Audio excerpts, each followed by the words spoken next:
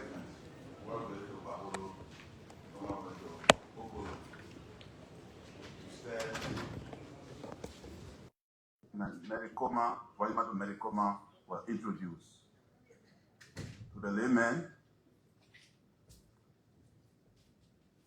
normally when they are calculating, they will say 1 mile, $1. I mean, 1 mile, 1 million.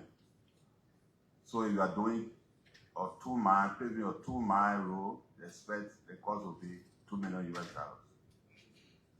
Here we see 255 kilometers, yet we see the cost $364 million. So we believe that it will throw light on all those issues. Why, for example, Babolo is not included, why the cost is more than 255 million US dollars, and so forth. So to start, we introduce ourselves, then we ask you to introduce yourself, then we take a statement from each of you, each of the agencies, about 10 minutes, not more than 10 minutes long. We start with Senator Tyler.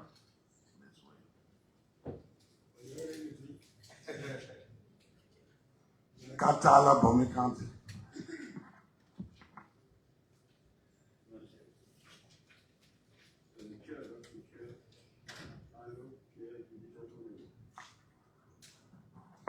Senator Stan Joseph, Senator of Mosquito County and Chairman of the Committee on Transport. Senator Prince K. Moore, Chairman of the Committee on Ways, Means, Finance and Budget. Senator Johnny Pehe, Chair on Internal Affairs, Governance and Reconciliation.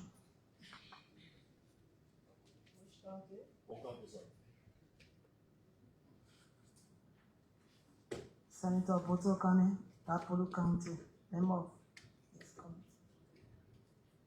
Senator Numinati Ishbatekwa, I chair the Committee of Concession and Investment and member of the Joint Committee. I represent Green Crew.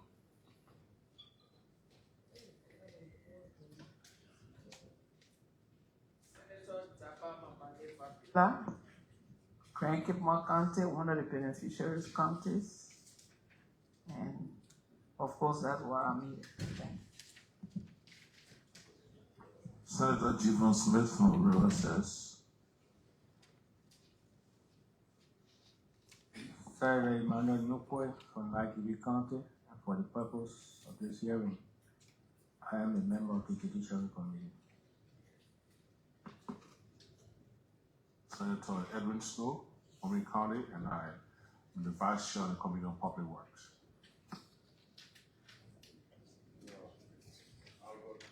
Tumbe Chair, Grand Crew County, Chair Committee on Public Works, presiding over the Joint Committee.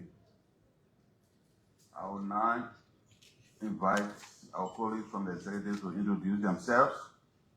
After that, we'll entertain statements from you, starting with the Minister of Public Works. So I'm Roland Lafayette Giddens, Minister of Public Works.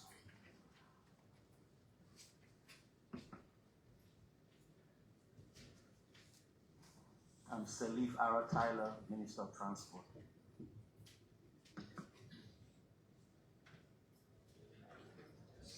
My name is Depo Yempiezu, Deputy Minister for Economic Management, Minister of Finance and Development Planning.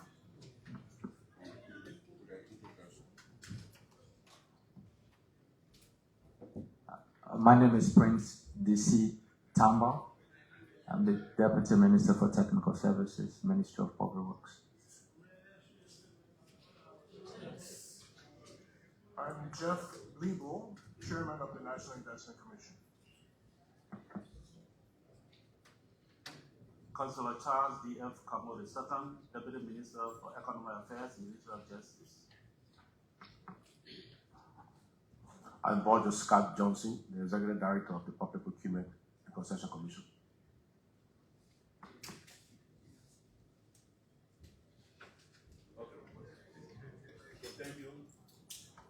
Mr. Minister of Public Works, Please make your presentation.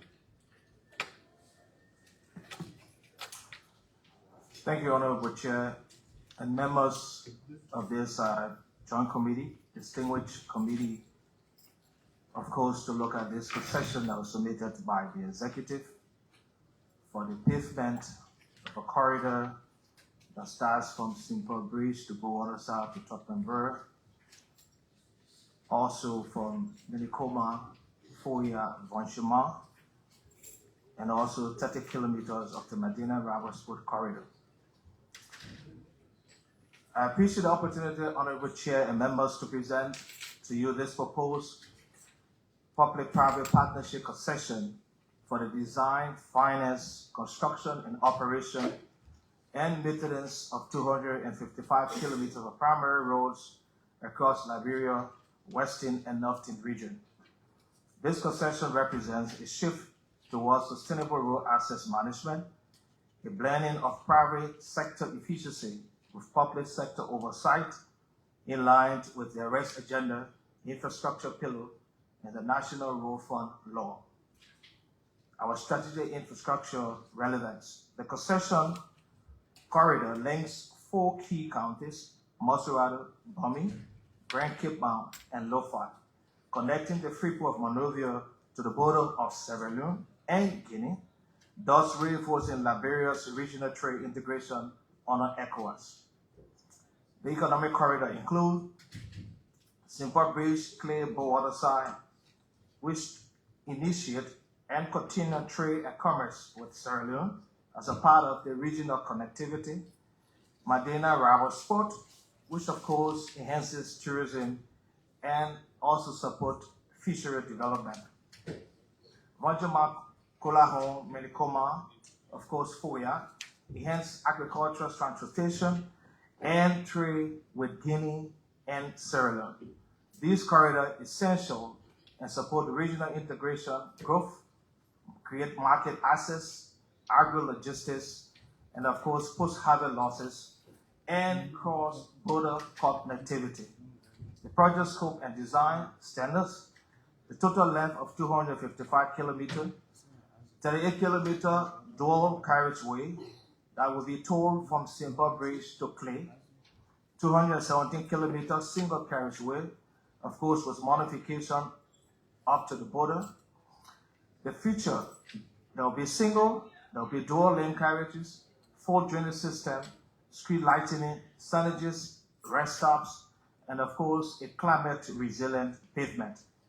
Safety, we're also going to institute weight-bridge barriers and of course traffic management system. The design ensures that this corridor remains functional year-round and durable for at least 25 years, with overlay at 10 and 20 years. Implementation institutional structure. This project follows a designs, final, build, operate, and maintain, which is DFBOM, model under the high B annuity arrangement. That is 60% EPC plus 40% BOT, and the government will be responsible for 40% financing. Balancing engineering, of course, and our procurement. This is going to be a build, operate, and maintain, and later on transfer to the government of Liberia. Key institutions. The Ministry of Public Works will be executing and regulating agency for this project. PAVIFORT, which is the concessionaire, will be responsible for financing, construction, operation, and maintenance. We also instituted traffic counts to be able to support this investment, and that will be spoken about by the Ministry of Transport. We're also going to institute toll system on this corridor, and a discussion about revenue sharing concept will also be discussed further by the Ministry of Transport and the Ministry of Public Works. But just a summary, 75% of this out of the toll revenue will go to the concessionaire, 15% to the road fund to be used again as part of financing our road funds, resource mobilization domestically, and 10% will be used for operational and maintenance of the corridor. The total, which will be 24 years, the total proceed of about 323 million. It's just clear that 15 million will be an annual generation from that. This will be discussed further when going into details with this conversation. This revenue, the revenue, going to ensure that the corridor become self-financing, and this is why under this arrangement, the government is not providing any sovereign guarantee. Key due diligence for this. The MPW in June instituted a due diligence on PAVIFORT, and the due diligence report will be made available. I'm sure it was shared earlier, and of course will be discussed. And let me also announce, honorable senators, that the Deputy Minister for Technical Services of the Ministry of Public Works is the project lead on this, and he's on oath, and of course will participate in this conversation as we go forward. I also like to announce that in the due diligence, it was established that PAVIFORT is a registered company in 2015, operates headquarters in Freetown, Sierra Leone, with a regional office in Gambia, Guinea, and Liberia, and plan for future expansion in Ghana, Senegal, Nigeria, and Sao Tome. Proven international experience, the firm has successfully executed over 500 million in civil works, including works in Tikeko, Batuma, Machua, of course, these are cities and towns in Sierra Leone, Jogro, the 38 kilometers in Sierra Leone, Kenema Township, road at 26.6 kilometers, Kambala, Konoha with 26 kilometers, Freetown Auburn Mobilization Corridor. Mobility Corridor was done, funded by the World Bank. Conakry, of course, there's a transversal road that was done in Guinea, and also Banjul Auburn Road Project, the Gambia, funded by the Saudi Fund for Development. We'll talk further about that. The engineering soundness about this project, of course, the pavement needs all require engineering standards. Geotechnical stability, we'll talk further about that. The bearing capacity and compression results fall within 90 to 100%, modified, of course, within the standard and demonstrating structural reliability. Drainage system is designed and, of course, is resilient to consider the issue of climate change and these effects now that normally affect our infrastructure worldwide because of the changes in climate. I'd like to talk quickly about the economic and social benefit of the project. It will reduce across the corridor travel time by 40%, cut vehicle operational costs, and accident rate. Of course, create about 1,250 direct and 100 of indirect jobs if this concession is finalized and executed. It's going to stimulate, of course, regional trade to enhance agricultural linkages between neighboring countries, that is Liberia, Guinea, and Sierra Leone. Improve livelihood through access to markets, schools, and of course, health services. Provide Liberia self-sustainable toll road network. And I emphasize that because under this arrangement, there will be toll system developed in these corridors. Maintenance and local content. Of course, according to the concession, there will be two major overlays within the concession period. The first one within the first 10 years, and the second one within the second 20 years. By 2041, the first overlay will be done, and by 2049, the second. There will be training and local empowerment. We have established 10 trainings per district and 250 skilled technicians nationwide over the project. On-the-job and overseas training will also be instituted to ensure that Liberians, engineers are technically ready to work within the corridors of this project. This approach will ensure that Liberia's roads, that particular corridor, those corridors, remain functional and self-maintained even after the concession period. Fiscal and governance safeguards. We're using, of course, a hybrid system, and that is why the domestic resource mobilization, the road fund, will be used as a guarantee for paying out some of what is required. The government 40%, which is 145 million over the life of the project. The project, if executed within time and the resources, should be done within 5 years. We'll also have independent engineers working with the Ministry of Public Works to audit the performance of the project and to ensure that disbursement is done in line with work complete. Revenue flow will be audited through the National Road Fund, where resources that are generated out of the toll system, 15%, will go to the road fund. We will ensure, of course, fiscal discipline to build confidence in the PPP framework, which is being instituted. As we are aware, the government is currently moving towards developing, of course, and endorsing a PPP policy, which we believe at the Ministry of Public Works will have to attract private financing into the road sector. Over the last 18 years, 20 years plus, I would say, all of the investment in our road sector have been by multilateral and bilateral. It makes sense to begin looking into the private sector. And this project is the first of its kind.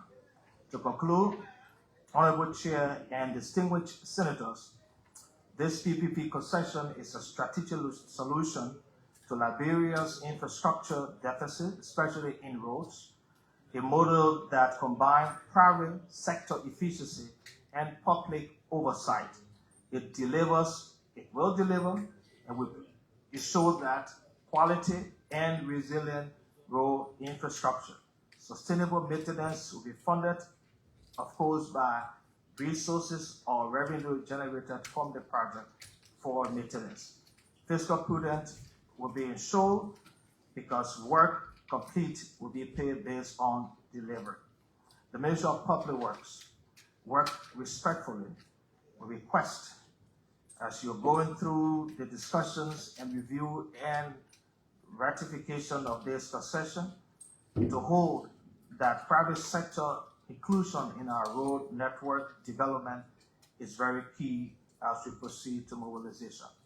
Once more, Honorable Chair, members of this joint committee, thank you for the opportunity as we go into further discussions about this concession. Thank you. Minister of Public Works and Rural Development, while you were speaking, some of my colleagues walked in. Police, can you introduce yourselves?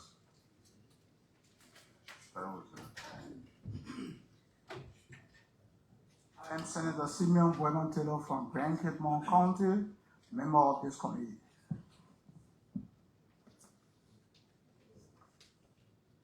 I'm Abraham Darrell Taylor. I represent Montserrado County, chair the Committee on Foreign Affairs. I'm a member of the Judiciary Committee and this joint committee. I'm Bill T. Tuawe of Riverside County, member of this committee.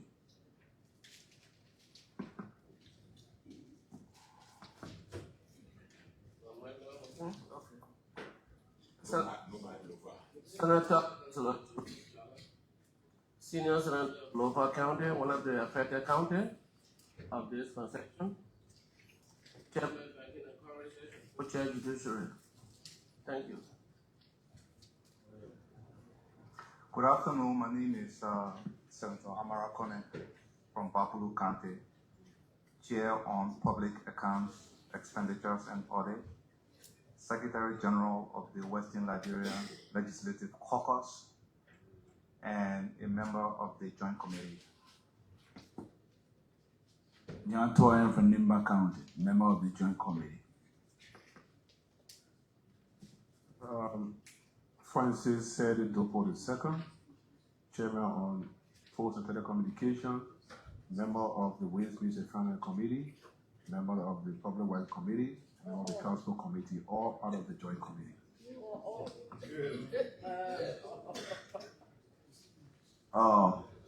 Minister Myers, please introduce yourself. Good afternoon, Senators. Anthony Myers, Deputy Minister for Fiscal Affairs and Acting Minister of the Ministry of Finance and Development Planning. And I'd like to apologize for my late arrival due to the lack of function I introduced.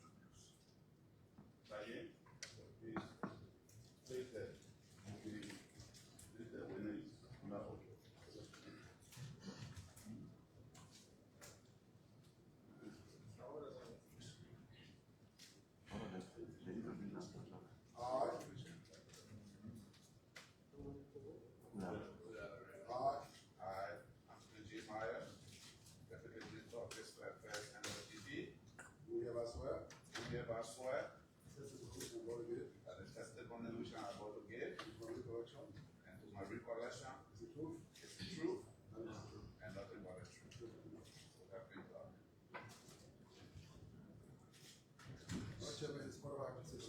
Okay, so before we leave the Minister of Public Works, I just want to make things clear so all of us can be on the same page. Minister, I'll read something to you. If that's true, just say yes. I will use lane instead of carriageway so the public can understand us. St. Paul Bridge to Clay, 38 kilometers. 4 lanes. Is that correct? Clay to Bow Waterside, 79 kilometers. 2 lanes per the concession agreement. Send us. 2 lanes. Okay. Medina to Ravensburg, 30 kilometers. 2 lanes. Clay to Tomaburg, 22 kilometers. 2 lanes. And Wajima to Medekoma, about 86 kilometers. 2 lanes. Yes. Okay, thank you. But we have the Acting Minister of Finance Development Planning to make his presentation.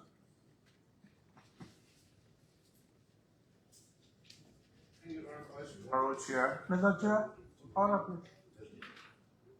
My order is to ask if the acting minister brought anything scripted that he's about to read or submit. Because the Minister of Public Works, this is a hearing, it's a financial agreement. We shouldn't be taking oral statements. If the Minister of Finance has anything scripted.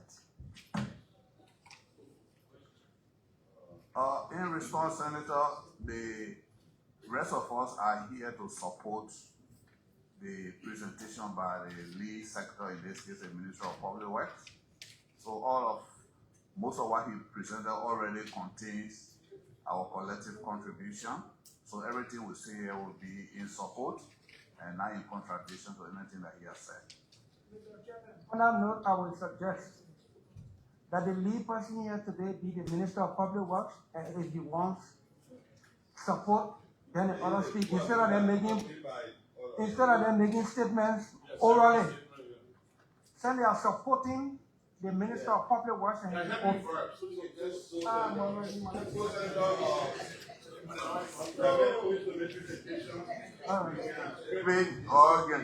David orally. We are recording him. It's gonna whatever he says, you'll be held responsible for that. Yeah. Thank you very much.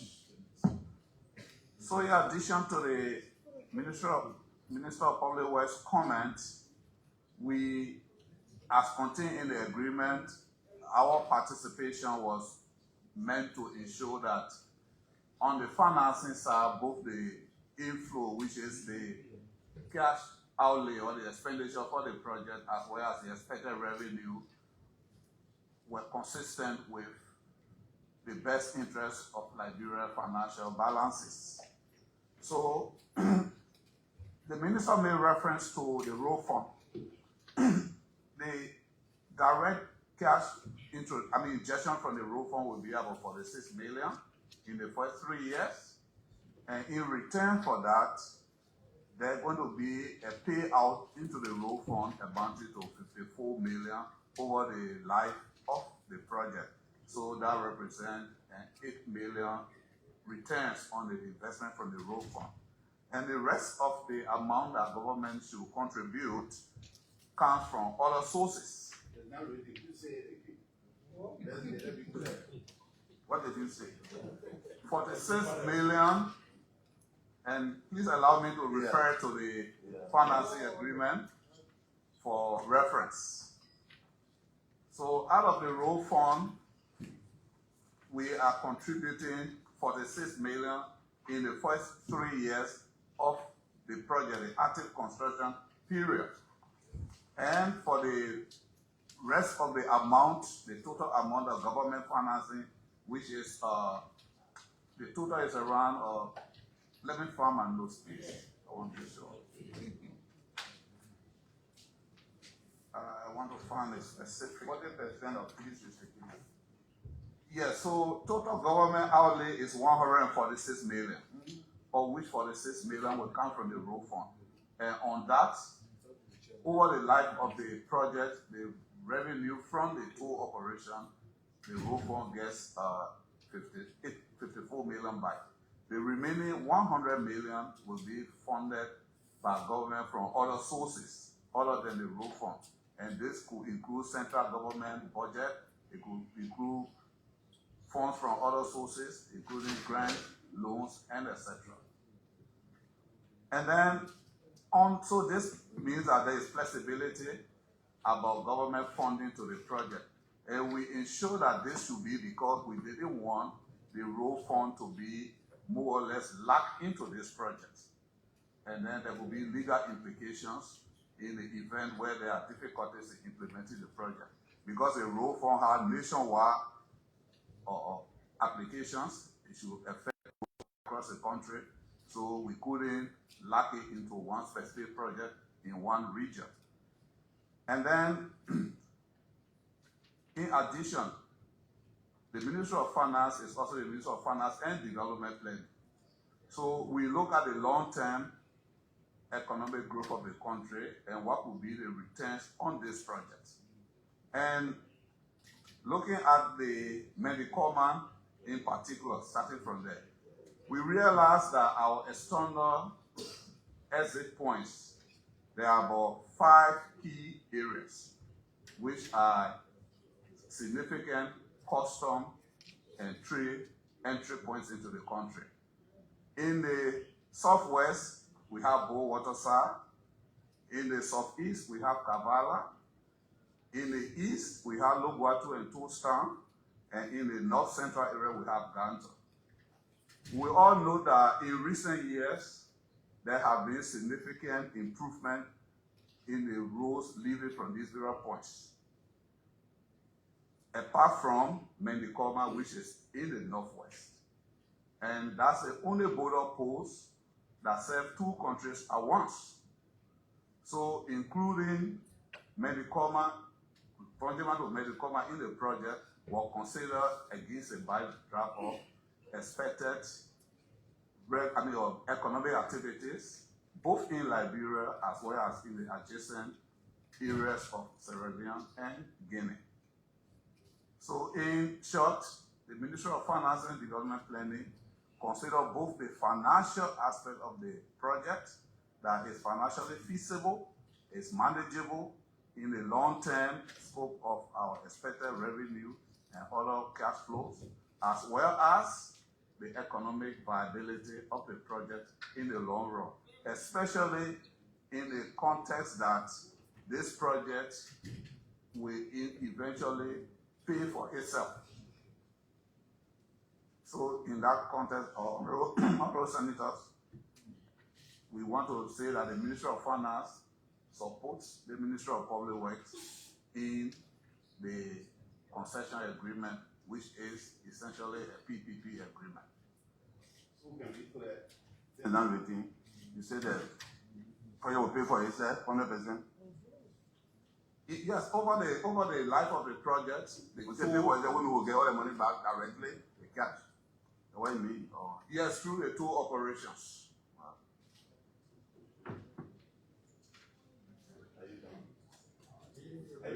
Yes, and my colleague here is also from the Ministry of Finance and Development Planning. If there are any additional information, please permit him to make his inputs. Thank you. Minister of Transport. Mr. Chairman, distinguished senators, our role here is to support the Ministry of Public Works in the implementation of this project in the western belt of Liberia. And our role is specific. We are focused on road safety and to make sure that road safety is embedded in the project. Colonel, you listed the roads, in Lofa, but you say he's protecting the western belt. I want to know if excludes the one in Lofa. Honorable Senator, I apologize. I did not say I'm protecting the road. I support the Ministry of Public Works in the implementation of this project by supporting the President agenda, the arrest for the roads in the west and also the roads in the Menikama to the Lofa Menikama road. For us, we look at road safety measures and make sure that it's embedded in the project, which we did. We look at axle load control on the road, because the heavier the trucks on the road, or the heavier the vehicles on the road, deteriorate the road. Also, most importantly, we look at traffic count. And traffic count is one of the main decisions that make the road viable.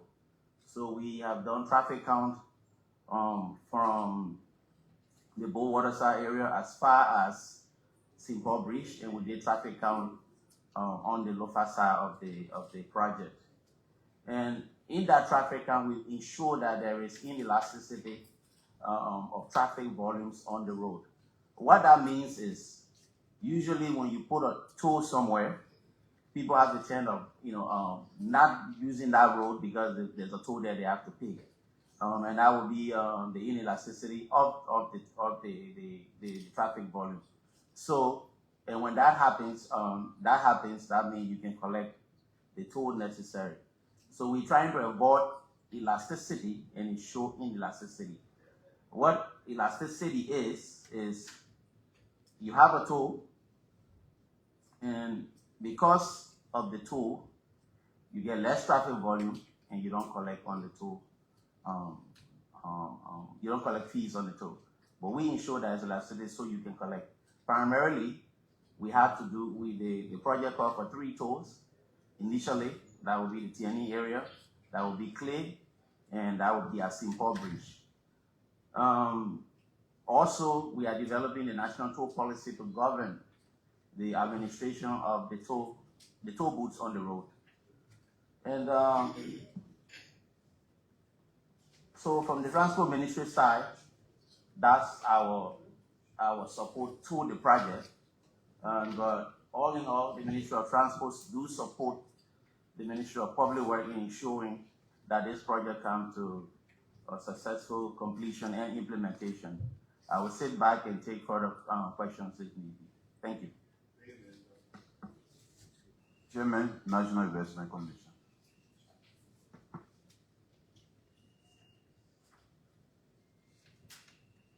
Honorable Chairman, thank you, and distinguished members of the Senate hosting this hearing, this joint committee.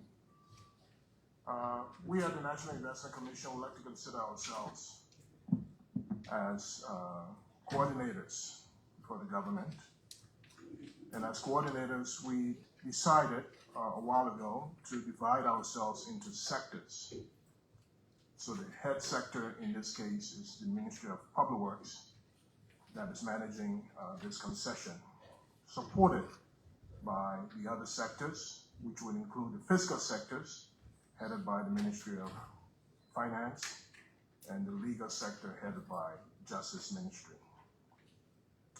But for this concession, the PAVIFORT AI Associates Road Concession Project is a partnership between the government of Liberia and the private sector.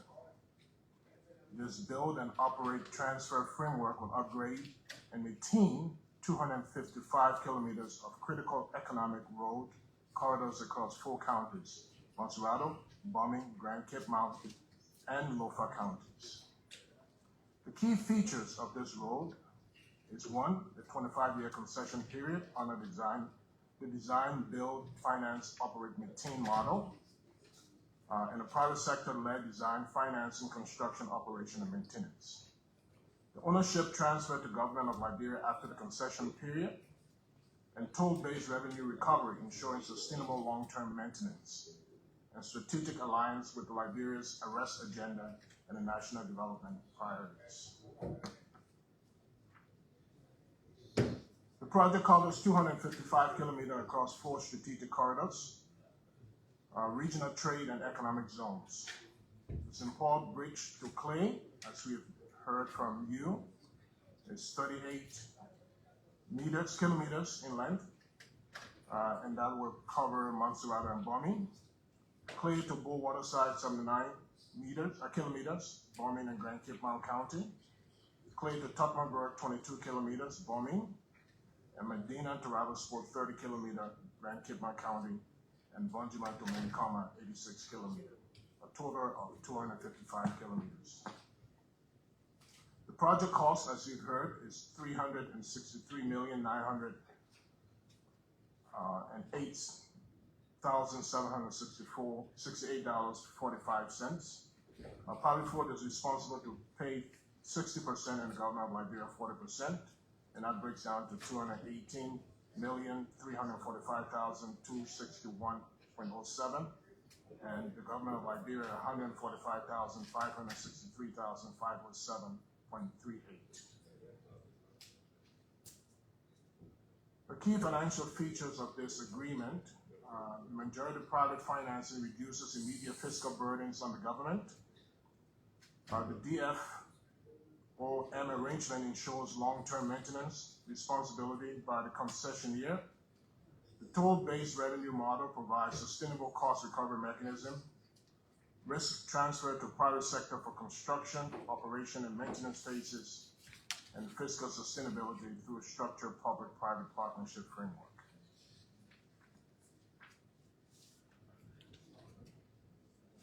Improved road infrastructure will unlock economic growth by reducing costs and travel time. Liberia's economic growth has been constrained by limited paved road infrastructure. The PAVIFORT project directly addresses this bottleneck by improving connectivity and reducing transportation costs.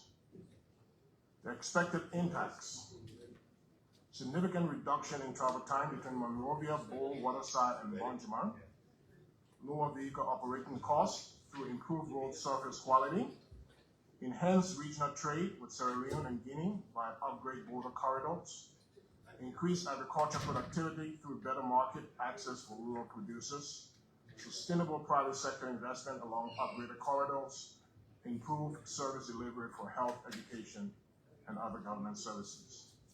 Employment generation is expected to be 1,500 direct jobs and about 2,000 indirect jobs.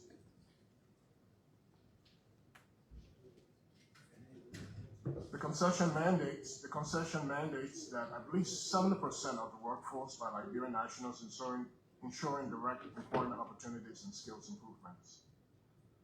Comprehensive technical training program for engineering, toll operation, and road maintenance. Skills transfer to local technicians and engineers for long-term sustainability and career development pathways in infrastructure management and engineering. 25%, at least 25% minimum subcontracting to local civil and road work firms. Procurement priorities, sourcing of cement, gravel, sand, and fuel from Liberian suppliers. Services contracts, Liberian firms provide catering, logistics, and cleaning services. And business linkages, roadside markets, and service stations hosting Liberian SMEs.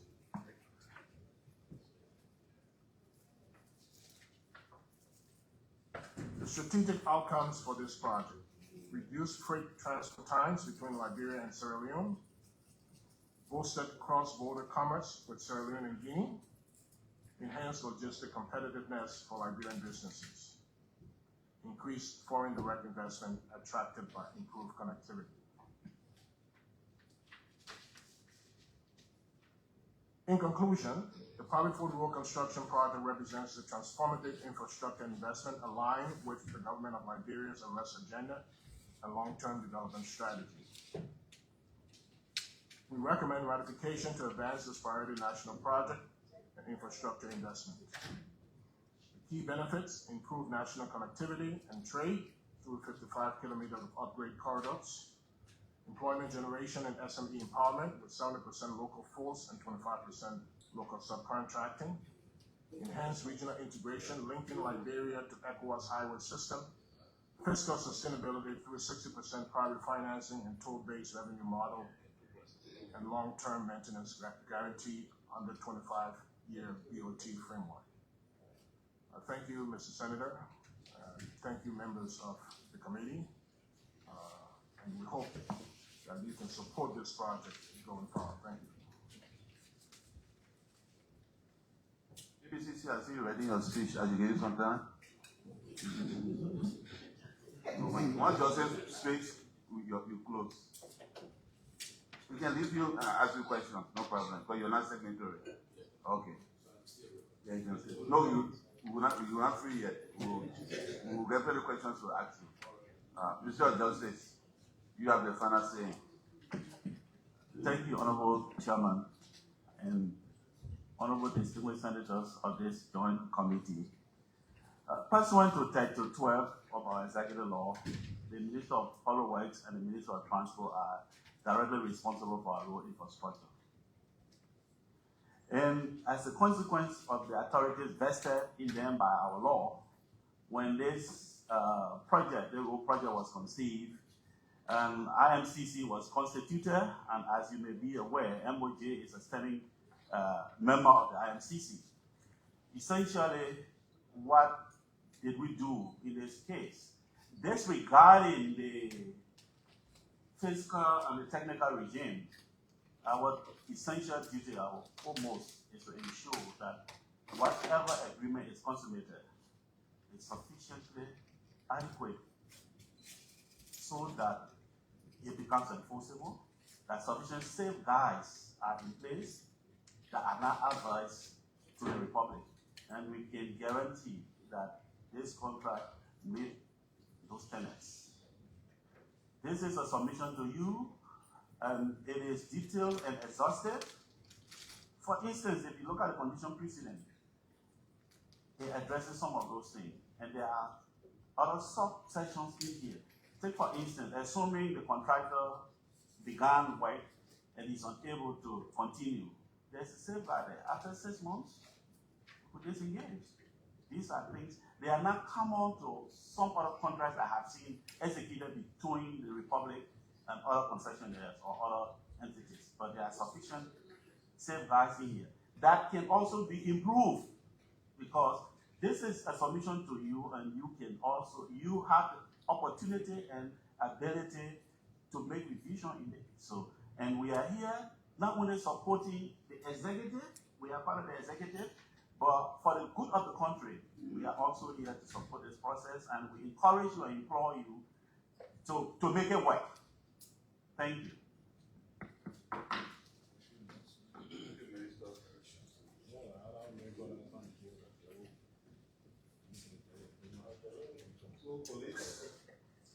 The way we will proceed, we have many senators here. So the opportunity to one question per senator. To start. We're gonna go around. Please, one question per senator to start. We will go that way. I will start with the way the presentations went. I will first call the Committee on Public Works to ask one question, followed by Ways, Means and Finance Committee, then PAC, Committee on Transport, Committee on Concessions, Committee on Judiciary, then we'll continue. Since I'm presiding, I will bring my co-chair the opportunity to ask questions, and the students can ask one question. You are the Committee on Public Works. You have the panel as co-chair or chairman? But the formula you using today conflicting or? Okay. Please ask your one question, then we'll move ahead. I prefer. Okay. Ways and Means. Senator Moy. Yeah. Thank you, Mr. President, presiding this joint committee. Chairman, I will proceed this way. But you get called for order. We are calling interrupting. Yeah, call for order. Call for point of order. Yes, the order there. What's the The purpose? order here is that it's a committee hearing, the senators are here, and they are asking for chairperson to ask questions. When members are also here, it means that The members will ask. Don't worry. no, but they should be waiting for us to ask the question. So there's no procedure yet. I'm on the public committee also, and you move for public where you want to wait a minute. Yeah. So if you're going to chairperson. Senator, we by committee chair first, and we'll go around. Don't worry, you ask your question. You have the opportunity to ask your question. Thank you. Thank you. Since we are. Senator, do you have any procedure ready? We go to the committee, we are here, senators. You ask You can ask on the chair, you ask questions. I'm on the public committee. Yes. And you use your question to Dr. Snow. And on that committee, then you move on the committee and go to waste and Yes, I'll come back. Don't worry. I'll come back. In or committee. Okay, so I think our placement on this joint committee was quite strategic to ensure that the value of money is realized under this concession. So I will begin with the IT Minister. IT Minister of Finance and Development Planning. Mr. Minister, what's the total value of this project?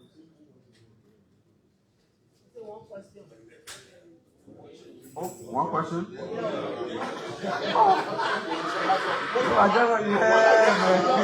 Mr. Chairman.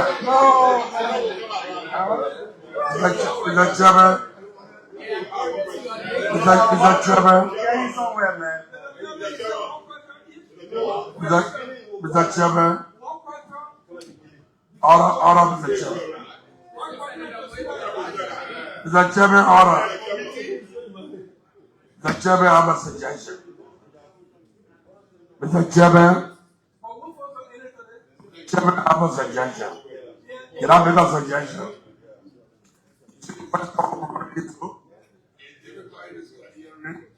I have just a single question first. Because based on the answer, you will be asking another one.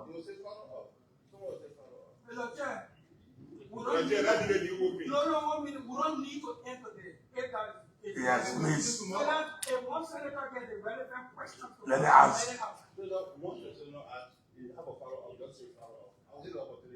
Why can I read his mind?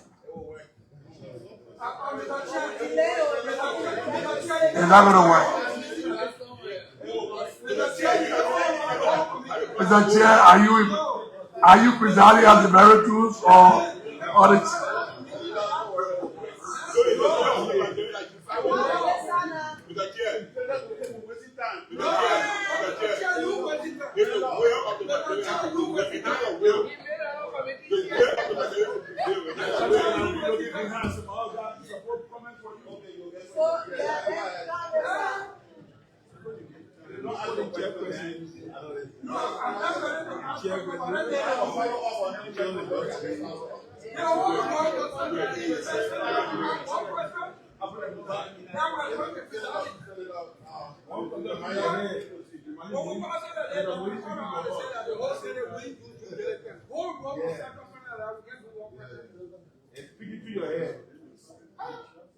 We were elected individually here. Look, I'm going to speak for me here.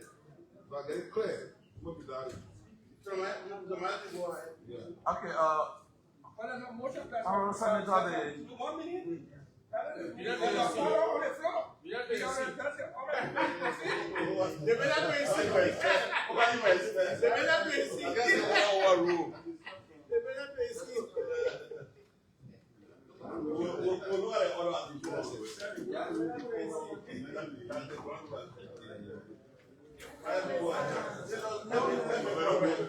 Okay.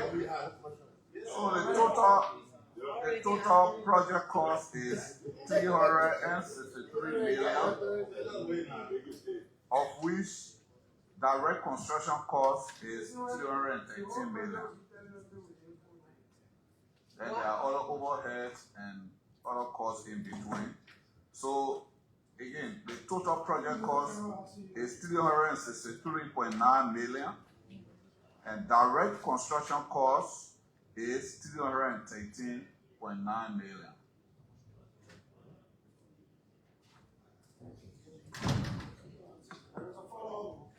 Okay, let me get a follow-up. You said all costs.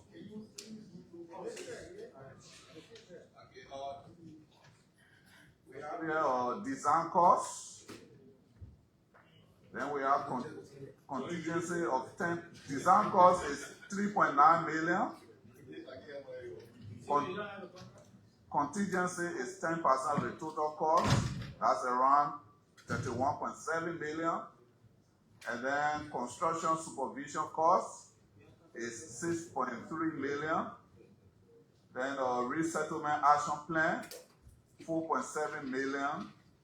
And then project management by the Ministry of Public Works, That's amount of 1% of the difference between construction and design costs. Whatever is the difference, 1% of that is MPW management costs, project management costs. That's 3.1 million. Yeah. Yeah, I'm just running up, but there are other.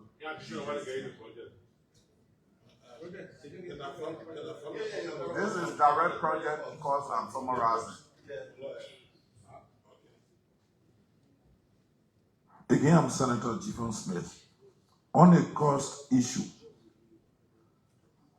the company that taking this contract, they have their own money drinking. The money that you will give them will be the startup. We give it, according to the financing model, they provide 60%. They have to provide 60% of the total 363 million. And that, according to the financing model, will be raised through shareholder loans because they are a corporation. So, shareholder loans. Over all 60% of their funding. What?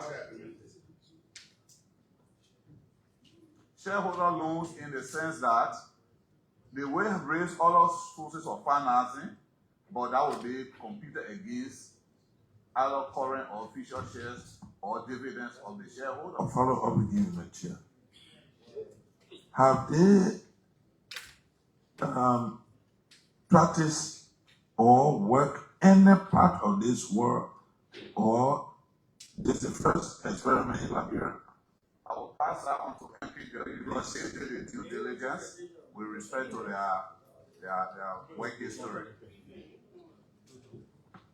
So when I was doing my presentation, we also emphasized this company has worked in Sierra Leone, Conakry, Guinea, the Gambia, and I also listed, what is the base of the company? And I also listed projects that they have executed or are executing.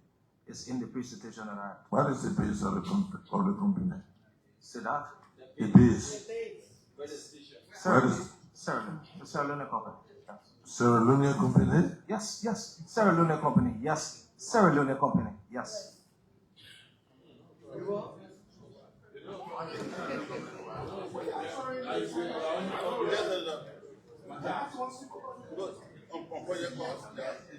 I'm just emphasizing. Yeah, go ahead. Sierra Leone company.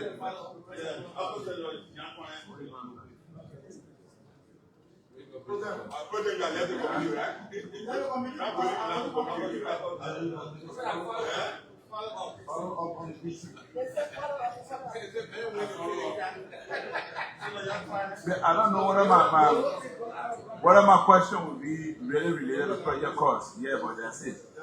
No, it's there. Mr. Minister, the total cost of this project is $363 million. Our share of 40% will be $145 million.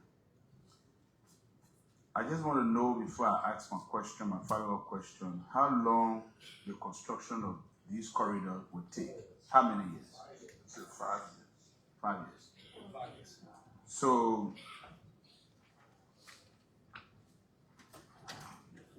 per kilometer, how much are we spending per kilometer for these roads?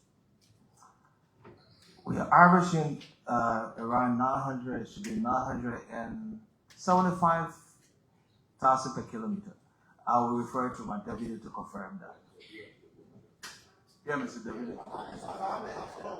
I still have, I'm on the floor, please. Yeah, that was it, yeah. Honorable Senator, before I respond directly to your question, maybe I need to clarify what Senator Che earlier was alluding to about the length of the road. It is 255 kilometers. However, because St. Paul Bridge to Clay is a dual carriageway, So we consider that 38 times 2. So in actual sense, if you look at it, it's 293 kilometers.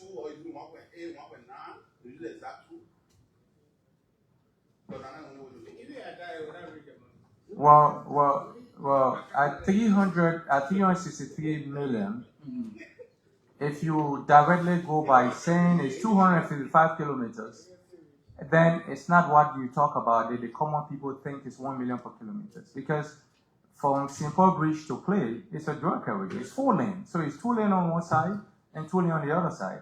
So you multiply that by 2. So in actual sense, this project is 293 kilometers. If you add the additional 38 kilometers, which is times 2. Yes. So if you do the math on that, we're averaging about 1.2 million per kilometer. If that is the case, I would have thought that would be reflected in the project document, because as it stands, when I do my math, we are averaging $1.4 million, because I would just take the buffet. I'm not an engineer, forgive my naivety, but that is a raw figure that I would be using. But be that as it may, on my last question on funding goes to the Public Works Minister and the Minister of Finance. We are averaging, correct me if I'm wrong, between $35 to $40 million for the road fund. If we are to use the figure that you gave us, is there a possibility, instead of going into debt, for us to mobilize resources domestically, which will constitute around $72 million a year, to do this project of our own and even put a toll on it and raise this money by ourselves or find an extended partner, if I may? Well, again, we are in an arrangement as a public-private partnership, and that's what the executive has proposed. And this is how we will proceed on some of the projects that are not funded by donor partners. The government by itself will not have the capacity to domestically raise all of the resources, but we should. And that's why I emphasize the road fund. The road fund can be structured, and we are working on that structuring and enhancing the performance of the road funds, so that the road fund is able to generate up to 60, 70, 80 million possible annually. And certain portion of that will ring-fence. If you look at the model, it's suggesting that 45 million will come out of the road fund over the period. But if we're able to enhance the functionality of the road fund could do more than 45 million over the life of the project. So if you look at the model by 2026, we should be paying 10 million from the road fund. But the road fund has the potential next year to do more than that. We could pay more than that out of the road fund. And I emphasized that, the Minister of Finance spoke about that the good thing about this project is that the government is not providing sovereign guarantee. So the government could contract its own debt to find the additional 100 million, or the government could increase its domestic resource mobilization. That is, instead of just 45 million from the road fund, the government could increase the road fund potential to raise maybe over the next 5 years, 100 million. It's very possible. And that's why I'm one of those who push for us to make sure the road fund is functioning properly in terms of transparency and accountability.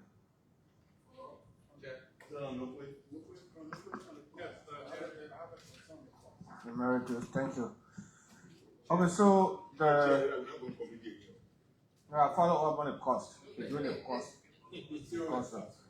So I read the calculator, as you said, in September. The rest of the roads, excluding the 4-lane road, will come up to 270 kilometers. And if you multiply 38 by 2 and add that to the 270 kilometers, it will take us to 293 kilometers. And that's what the Joint Chair alluded to, that if it's 293 kilometers, literally in Liberia will say the cost will be $293 million. But here we are up to $364 million. I'd like to know from you, how many kilometers do you have from RIA, from Eardale Junction to RIA? Because this is something we have done before. So, and what's the cost per kilometer for that road? I also like to know from you, on the project document, you disaggregated the kilometers for the different road segments. Why didn't you disaggregate the cost?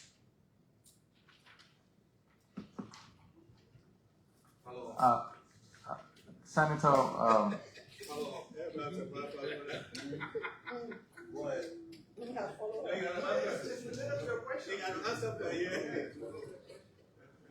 so Senator, we did a lot of as part of our due diligence was also to learn from the RIA project, because RIA project is a very good project, and that was structured, some structure that we learned from, and some things that we thought we can do better.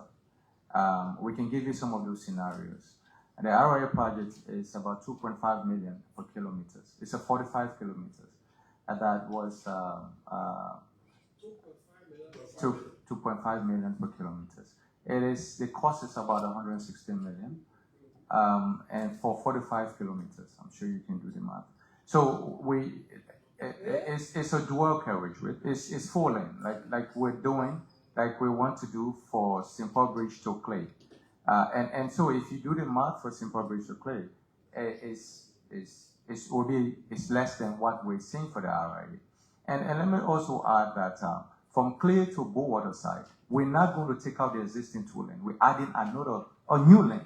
So as part of this cost, it's also maintaining the existing 2 lane that we have, and then we'll do a new 2 lane. So at the end of the project, you see that we'll have a 4 lane from Simple Bridge all the way to Bowater side. So, and I think that cost is embedded in this project that, and even if you look at it, the existing road, the existing 79 kilometers from Clay to Simple Bridge will be maintained. We'll overlay the entire road. It will remain there. We're not going to take it out. Then we'll add additional 2 lane. So you're going to be 4 lane from Bowater side all the way to Clay, and 4 lane from Clay all the way to Simple Bridge. So this is a very good project. Let me be clear on this one. From Clay Junction, Bowater side, you get existing 2 lanes, right? Are you adding 2 more lanes? No, he said that, but he said I already. Clear on that one. He said I already. Let me provide a clarity. Yeah. And I think he already said it. The deputy already said it. And that's what will happen. During the negotiation, we negotiated with PAVIFORT to do that, and so now it was agreed that we have dual lane from Simple Bridge straight to Bowater side. That's what will happen. And he already said that. So the existing lane will remain. We'll build 2 new lanes, clarify the existing one, repair it, and overlay the entire thing. Yes, it's going to be in the contract. In the 363.9, it's this. Yeah, the contract. When we're doing the contract, this is the concession. When we're doing the contract finalization. No. We are discussing the agreement, not the contract. Yeah, but I'm just saying, senators, it was agreed that will happen, and that's. So, Chairman, I have a follow-up. So, like, you know.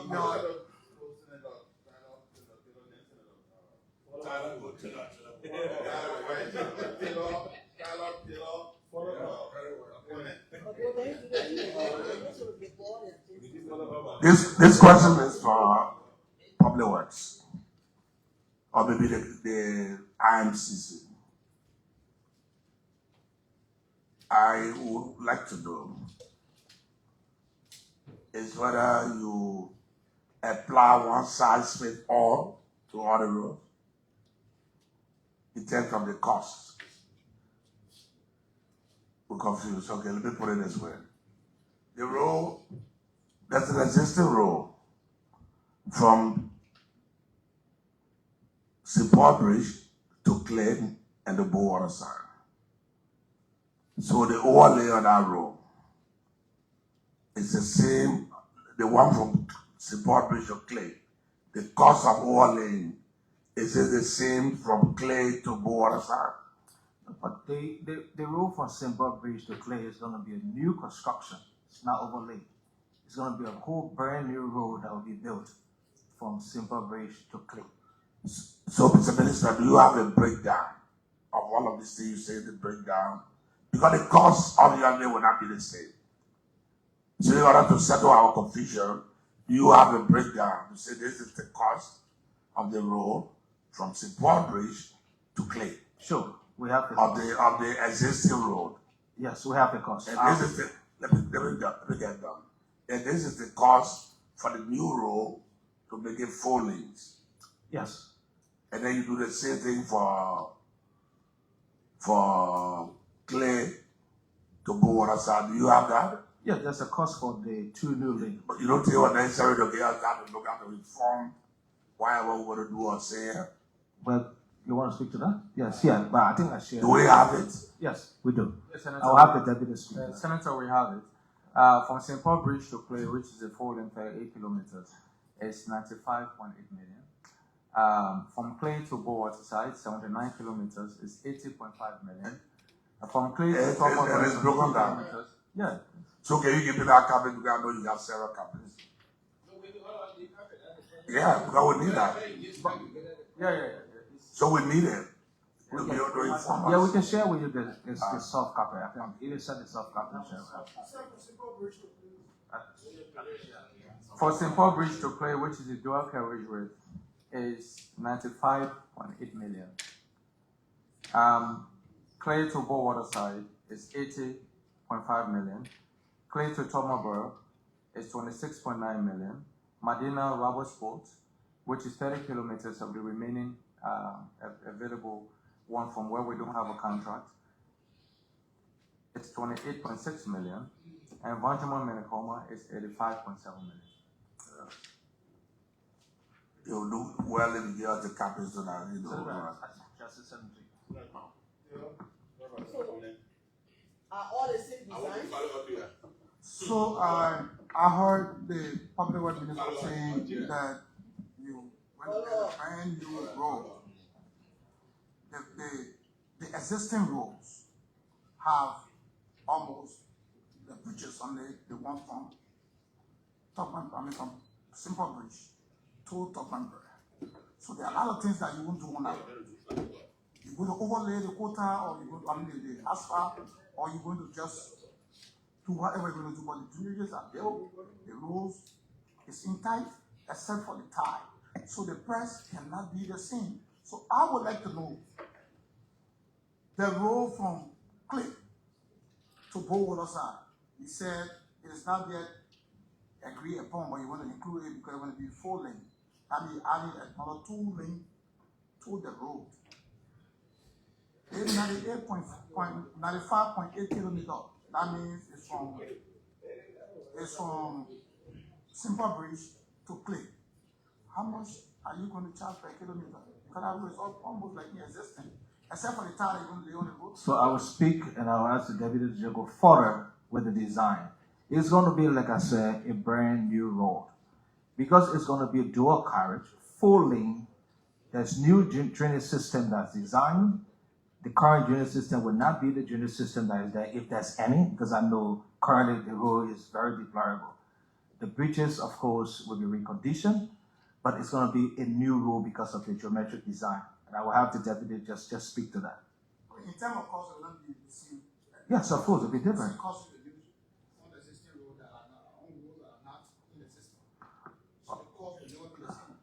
So from the devil will speak to that, but let me just continue with this. From Clay to Bowater side, it will be a brand new road also, because we are doing 2 new lanes to add to the existing lane. That the existing Bamajida Highway. I take that. I can't 1 minute, Senator. Simple Bridge to Tottenham Bridge. Yes. That road is inexistent. So there's no road. When I say there's no road in terms of the road we want to build, there's no road there now. We know that we're going to move everything. It's going to be a brand new road built. Up to Clay will be dual lane, and from Clay to Tottenham will be single lane, but it will be a brand new road. Everything going to be removed. It's redesigned. Let my David speak to Senator, so if you look at the road from St. Paul Bridge to Clay, it's we call it single carriage way now, and all the bridges are designed for single carriage way. So we have 3 major bridges that we will do to accommodate 4 lane.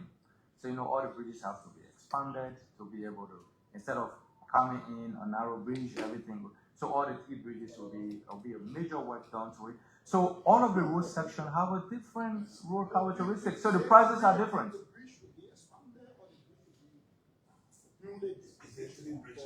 What I mean is that the road will have, the bridge will have to accommodate the road. So the 3 bridges along the road, Four River Bridge, we have the other bridges, all of them will be expanded to accommodate the full lane.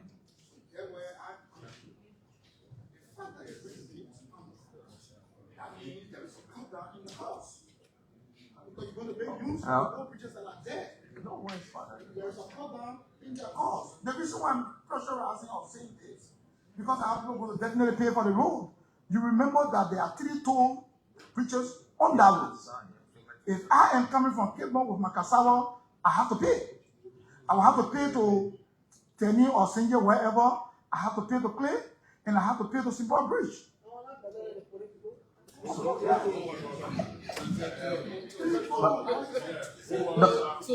No, we're not. No, Simple Bridge. There will be no toll at Simple. There will be no toll at Simple Bridge. Okay, so 3. I have to pay. And so I want to know the cost, the actual cost, and as well there will be value for money. Because if you have a existing bridge on the road, and then you're going to tell me that you're going to build a new bridge, then I want to see that bridge, and the new one is there. No, Senator, this is what could happen. The existing bridge on the road in that corridor, an existing bridge that will be reconditioned, and then a new bridge built to be able to accommodate for the design of the road. That's what we're saying. Of course, there won't be. Secondly, the design of that road, and the deputy can also, we spoke about that. It's going to be completely different because it has to, consider the axle load on that road. Now, we are not very sure that the concessions that are in the Western Belt will be able to do what they're doing. It's very possible that there will be haulage in that corridor to the port. We cannot disprove that. So the design of the road is also going to consider the kind of axle load that will be in that corridor, especially if you open up a full lane on that corridor. So can you show all the design before Yeah, the passage of we have it. We have it. We brought all the design, Senator.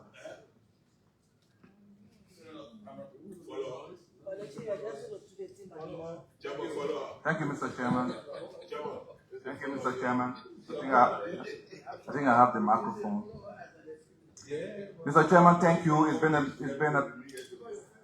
a privilege working with you and other colleagues on this joint committee to review this concession agreement. And as a Westerner, the senator from Western Liberia, I also would like to open by saying that this concession agreement, once we get it right, is attempting to address the road infrastructure issue in Western Liberia and also Northern Liberia. So we should be the one clapping for this. And we are in support, but we want to make sure that we get it right. And so I want you to take my question in that spirit. And I think that's why we're here for. Mr. Minister of Public Works, you were Deputy Minister when we did the Banga to Sanai or Salai, the first phase 1 of the Menakoma Highway, correct? Yes, when we finalized the, yes. Yeah. Do you remember the kilometer cost of that road? I won't remember offhand. I know it was the. Okay, I was Minister of Finance. If I remember, it was, I won't remember. It was $650,000 per kilometer. Because it was a single, yes, of course, a single layer. That's fine. And design as a single layer road. Okay, so we agree on that. Okay. The total kilometer, the total distance of the contract that is before us, I believe on page 12 or so, is 255 kilometers, correct? Plus 38. Yes. I'm going by what I read. Yeah, okay. Let's say that. Okay, so if additional one will come, then maybe we can fix that during our committee discussion. But this contract says 255. Yes. Good. But with category. But with category, because the 38 is specified as dual lane. And that means it's full lane. Okay. That's the interpretation. So I want to make sure what number are we dealing with? Because my question depends on the number, on the kilometer that we are paving. We are dealing with 255 kilometers. Good. Because that's why it is. Very good. Yes. So, do you agree that if we were to go by the Banga to Salaye baseline at that time, which is 650 per kilometer, and Finance Minister can come in here, we agree that we can do this road without PAVIFORT? The entire 255. For 5 years. Over 5 years without going through this concession, since in fact during all your presentation you haven't told this hearing how PAVIFORT is going to raise the 218, 60% of the cost of this road. And I heard you say that the government is not going to issue any sovereign guarantee. No. And we haven't heard anything about where they're going to source their money. So we are under the assumption as the legislature, the appropriating body for this country, that perhaps they are going to take the money from somewhere. If they don't have the cash, they will borrow. And there's a cost to borrowing. And that cost will be passed on to our country somehow, some way. And when you look at the 650 per kilometer cost of a project that we have done and we are using, even though it's single lane. But if you look at the 255 kilometer and you look at our contribution of 145 to this project, when you multiply the 650 by 255, the difference is going to be 20 million. I'm sure Liberia can raise 20 million and do this project on its own. Do you agree? No, I don't agree. Okay, convince me. And why I don't agree, Senator, is that the first, let me provide clarity on the Banga Salaye project. Yeah. The Banga Salaye project was designed as a single layer and not double layer. That means that corridor was only sealed with the binder codes, and there's no wearing codes. That's why the cost was 650,000 per kilometer. So it's a single layer road, it's not a double layer road. And that's why it's cheap. I'm not actually say cheap, but that's why it is what it is.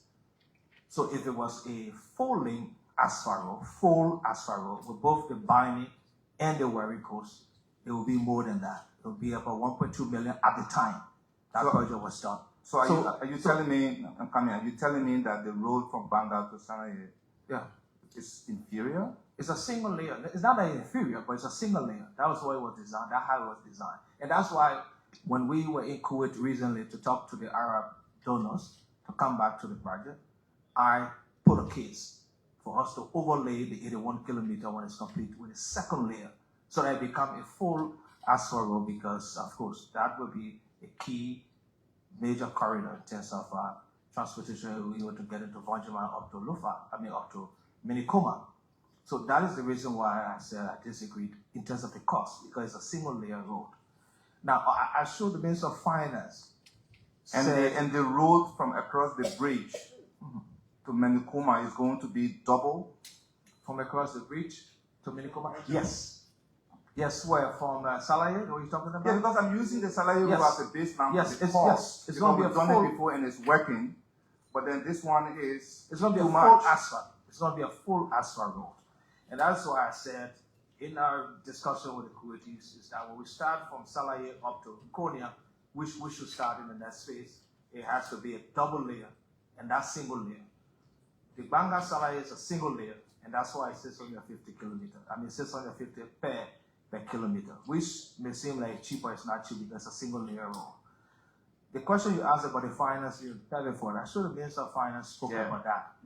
And I'm sure there can be an opportunity for them to speak about how they are going to finance the project. But one of the things we will understand, if we go and contract a loan, like you are suggesting, we cannot, because of the, and I'm sure you're aware, Minister, of the limitation, the fiscal space that we have.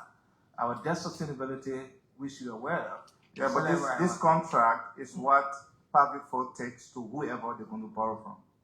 Yeah, but that is why they can do that, because we cannot do that now. We cannot contract. No, I understand they can do that, but they're taking a contract that we have signed to borrow from a bank, and there's a cost to borrowing in any borrowing situation. And all the risk is to them.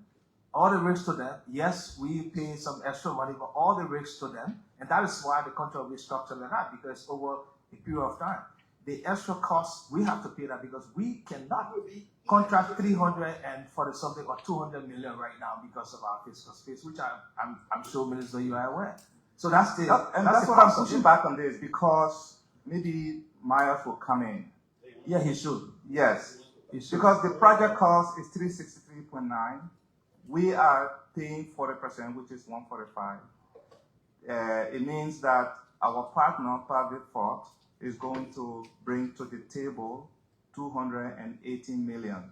To build a road within 5 years, if they should, yes, within 5 years to give us 255 kilometers of road. Correct. That they will have to finance. Correct. Over a period in terms of repayment. Don't you think, as a government, as a country, we should ask how they're going to source that money without exposing us to the risk? I will refer that to the Ministry of Finance, but I think we did that during the ICC interaction. I just don't see it in here. That's what I'm asking. Thank you very much, Senator. And the reason is that some of the information, like the minister mentioned, the actual contracts that we sign with them, we have all the annexes. And again, the contract will be available. After we approve this, after you're supposed to have everything here.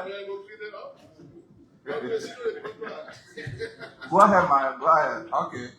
But for information purposes, the PAVIFORT earlier mentioned the summary of shareholder loans. And shareholder loans doesn't necessarily mean shareholders coming up immediately with that amount of money.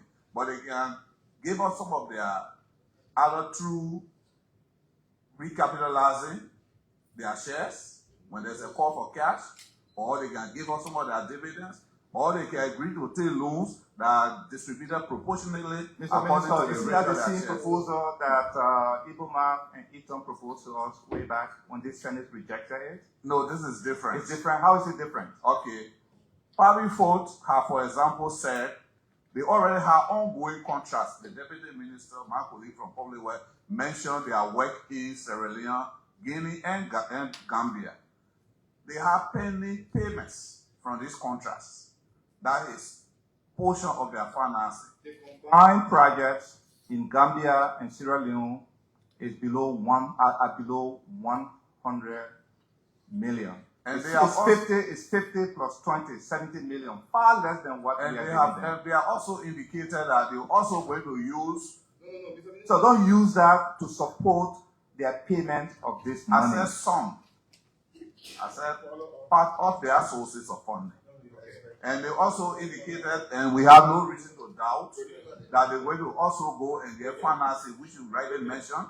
They're going to get financing from other sources. And this doesn't preclude government's ability, like the minister mentioned earlier, from even sourcing the whole amount from the same source or similar sources. But here we are. We have to stay within our debt sustainability ceiling. So that is why if you look at the early years of the project, we are not financing it from debt, but from portion of the road fund. The road fund but also we are paying first. So we are the first rate taker. And then we are paying first. No, we are not paying first. We are not paying for it. That is what we bring first. We bring 10 million next year, followed by 16, and followed by 20. And how much do they bring concomitantly? Whatever is the annual cost of the project, I have to get the matrix now, but because the project timeline is there, the details can be provided. But presumably 10 million won't be the first year cost.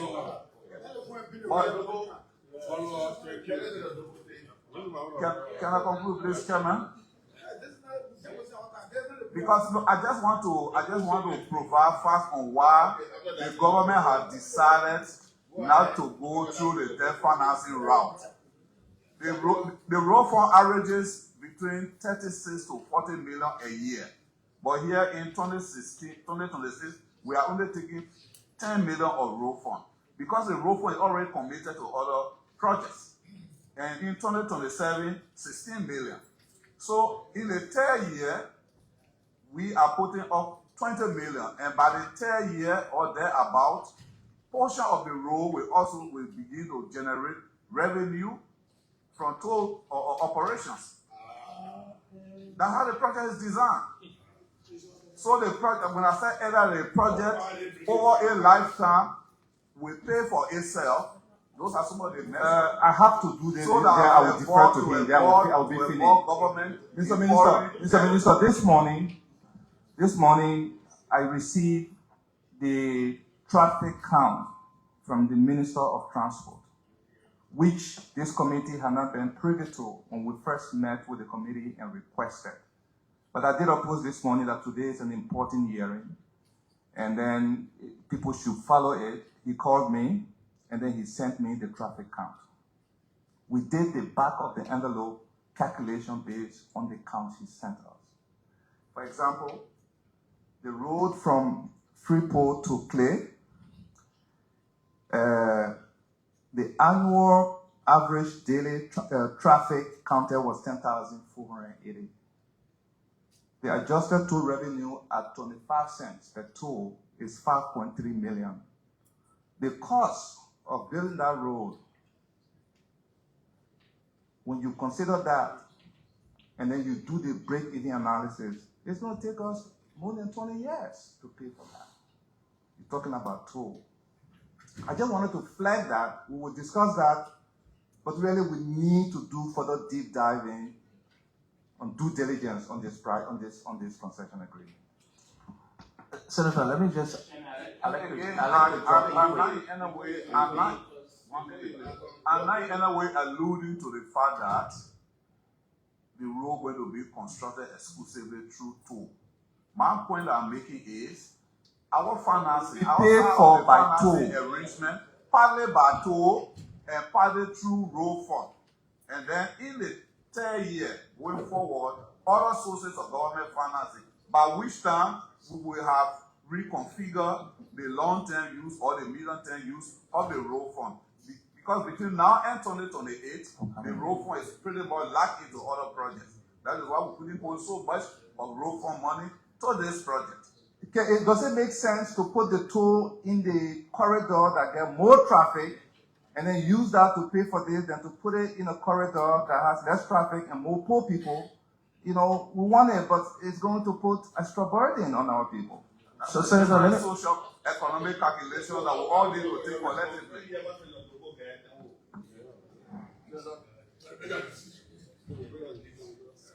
Well, first, just so I have the strength to partake in this forum from a financial standpoint, Honorable Chairman Bizarri, just before I have the strength to take part in this hearing, I would love first for the chairman or the chairman for the PPCC to just tell whether this document is in compliance. Honorable Chair, and distinguished senators, to answer your question, the document is in compliance.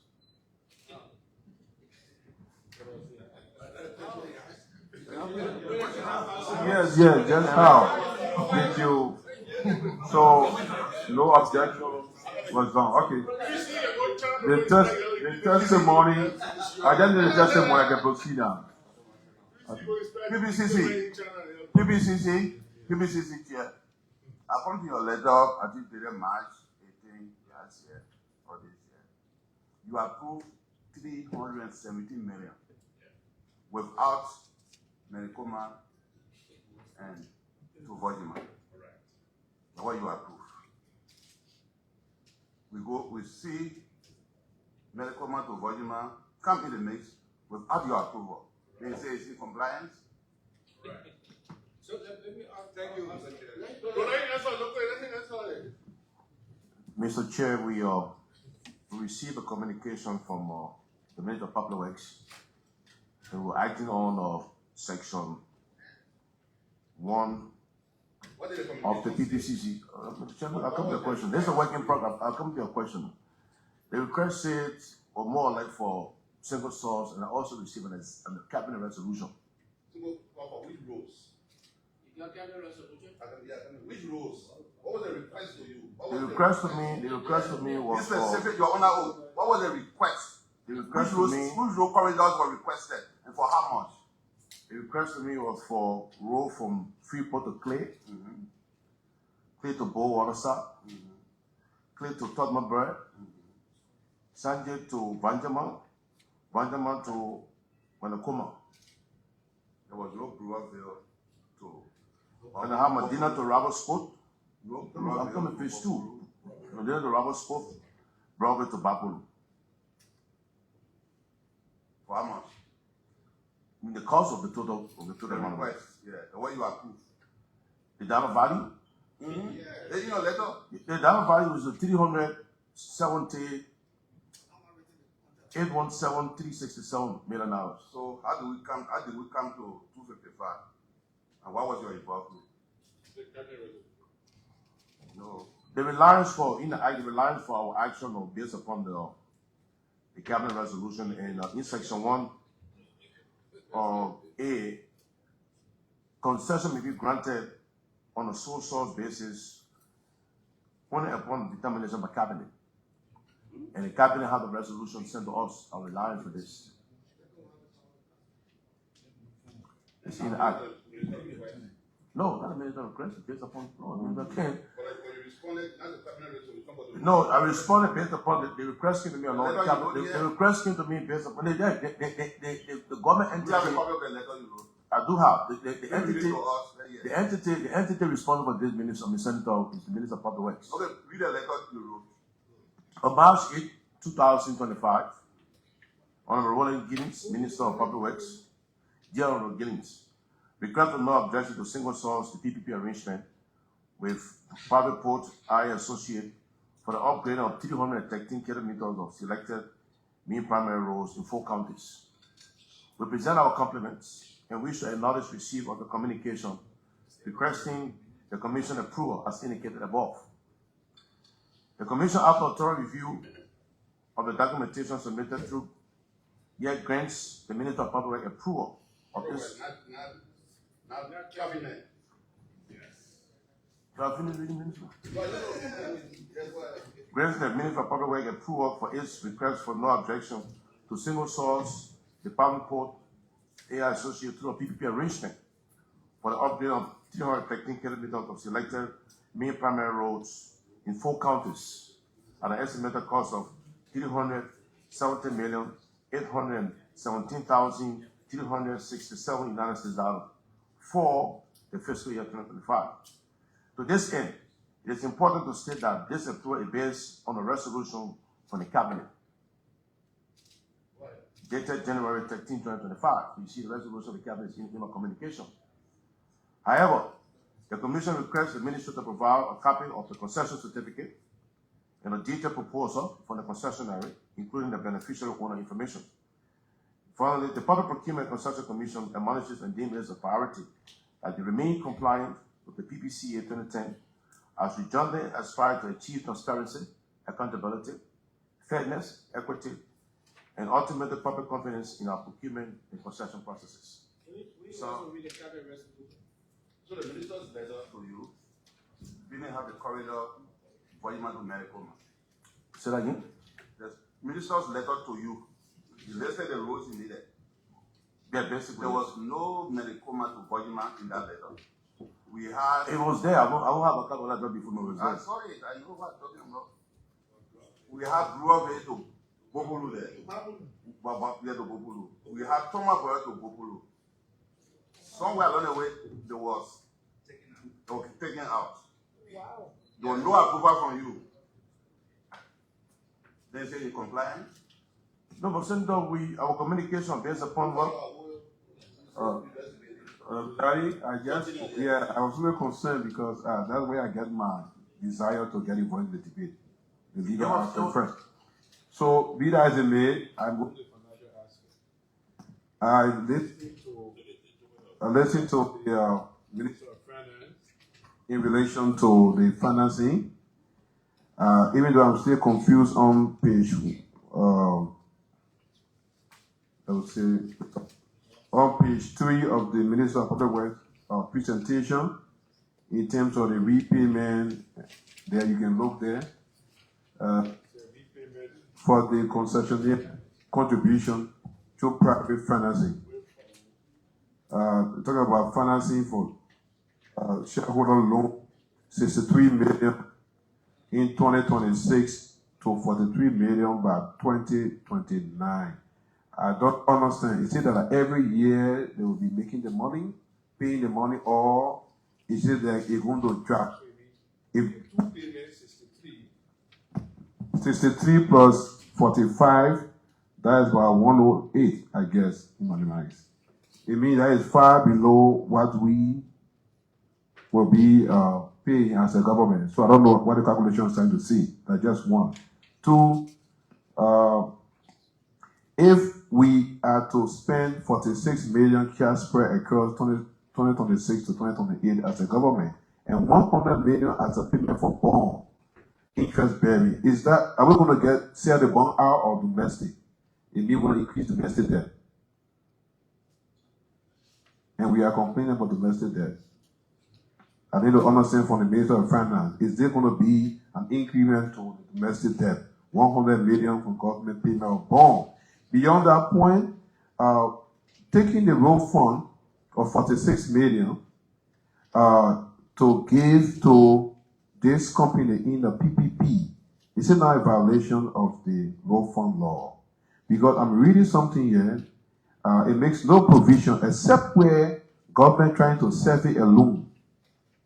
Because if we are sharing the cost with the company, if the company is now fully taking responsibility of the project and we are sharing with them, then I see the problem and I can just reapportion that in terms of rehabilitation and improvement works, including pavement of road to the maximum of 40% of its annual revenue only through servicing of loan approved by the government.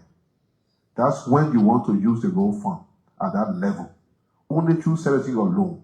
So in my mind, it means that this company should be to take full control. It means put all the money in and we start to service the financing. That's what we can use the road for that purpose. I think the intent was to ring fence the road fund and then use it to be able to leverage. But if we'll be taking out 46 million in 3 years, about 16 million or 14 million a year to be giving it as our share to the company, it means we are not servicing the loan. That's what I'm seeing here, because we are putting in investment. Then they themselves will be using their shareholder or loan, as they call it, which we need to see the detail and the facts, because it's going to affect financial taxation, because they're going to the cost of the loan going to reduce their income. So we need to be clear. We cannot be assuming that they're going to do it their way, they're going to do it their way, because there is a cap in terms of what we allow in taxation for corporate income tax. We don't want a similar situation here. I don't want to say that. We don't want a situation where the company come in and they tell us that we have borrowed at the cost. Even though we say we're not giving sovereignty and whatever the case is. Yes, but if we don't know how they are borrowing, how they are financing, it will affect their income statement, and indirectly it will affect our revenue of the country. That's what I'm concerned about, how they're going to finance it. It can be an assumption. And then secondly, how you're going to address, are we going to amend the Road Fund Act to make you to do this one? Because the Road Fund Act has a limit at which you can use this money. And also the bond, are we increasing domestic debt? I need to know. Thank you. Thank you very much, Senator. To some extent, you made a point that we made in our opening statement. So, to be a bit clearer, let me start with the road fund commitment for the first 3 years. We are not taking road fund money to give to the company as such. In 2026, we bring 10 million, they bring 60. In 2027, we bring 16 million, they bring 60. In 2028, we bring 20, and they bring 50. So the amount that coming out of the road fund is our share of the construction cost for each year. And again, in other areas of the contract, the concession agreement that we can make the reference specifically, government has flexibility in terms of sources of financing.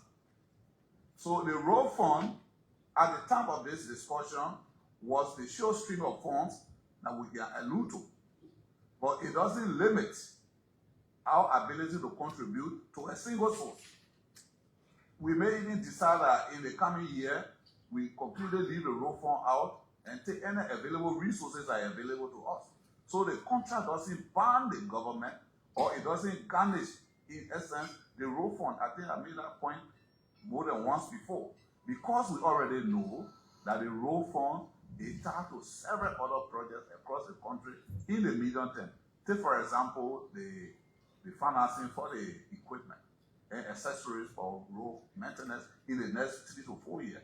It comes from the road fund. We took account of that.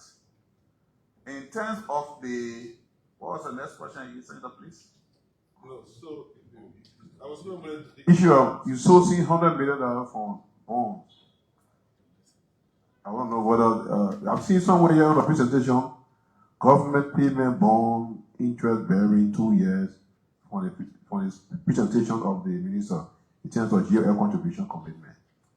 Okay, so again, like the road fund, that's just another option. But my colleague who is in charge of debt management will speak to the details on why you see that.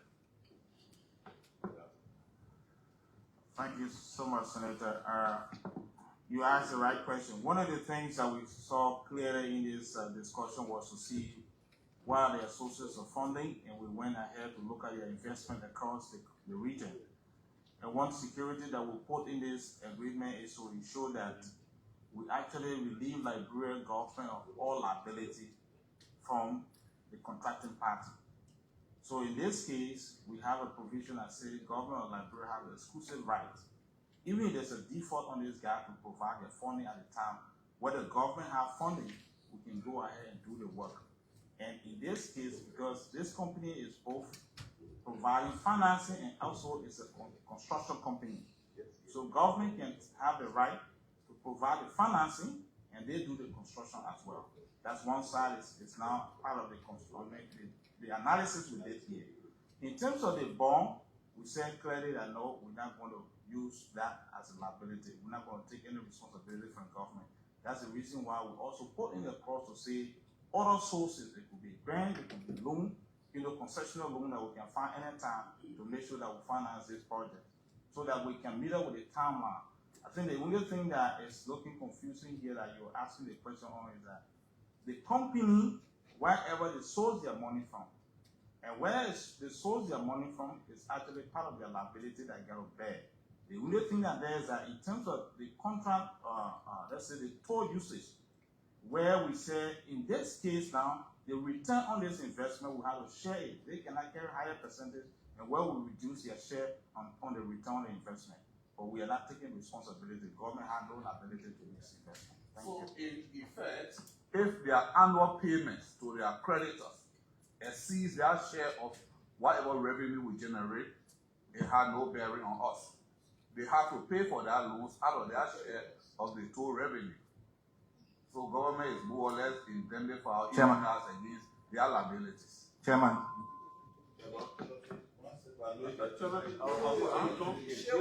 Stay on the floor, Chairman, please. Just so I can just say, Chairman, I beg you follow up.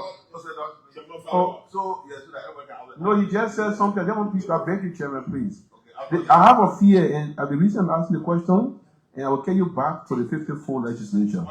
Yes, on East International. Okay, so after Senator Dopo, we have Senator Sajoseph, Senator Babila, Senator Chia, and Senator Chiawe in that order. Yeah, so I can continue now. Yeah, So, Chair, my concern, and I just want to open up so we can look at the story of East.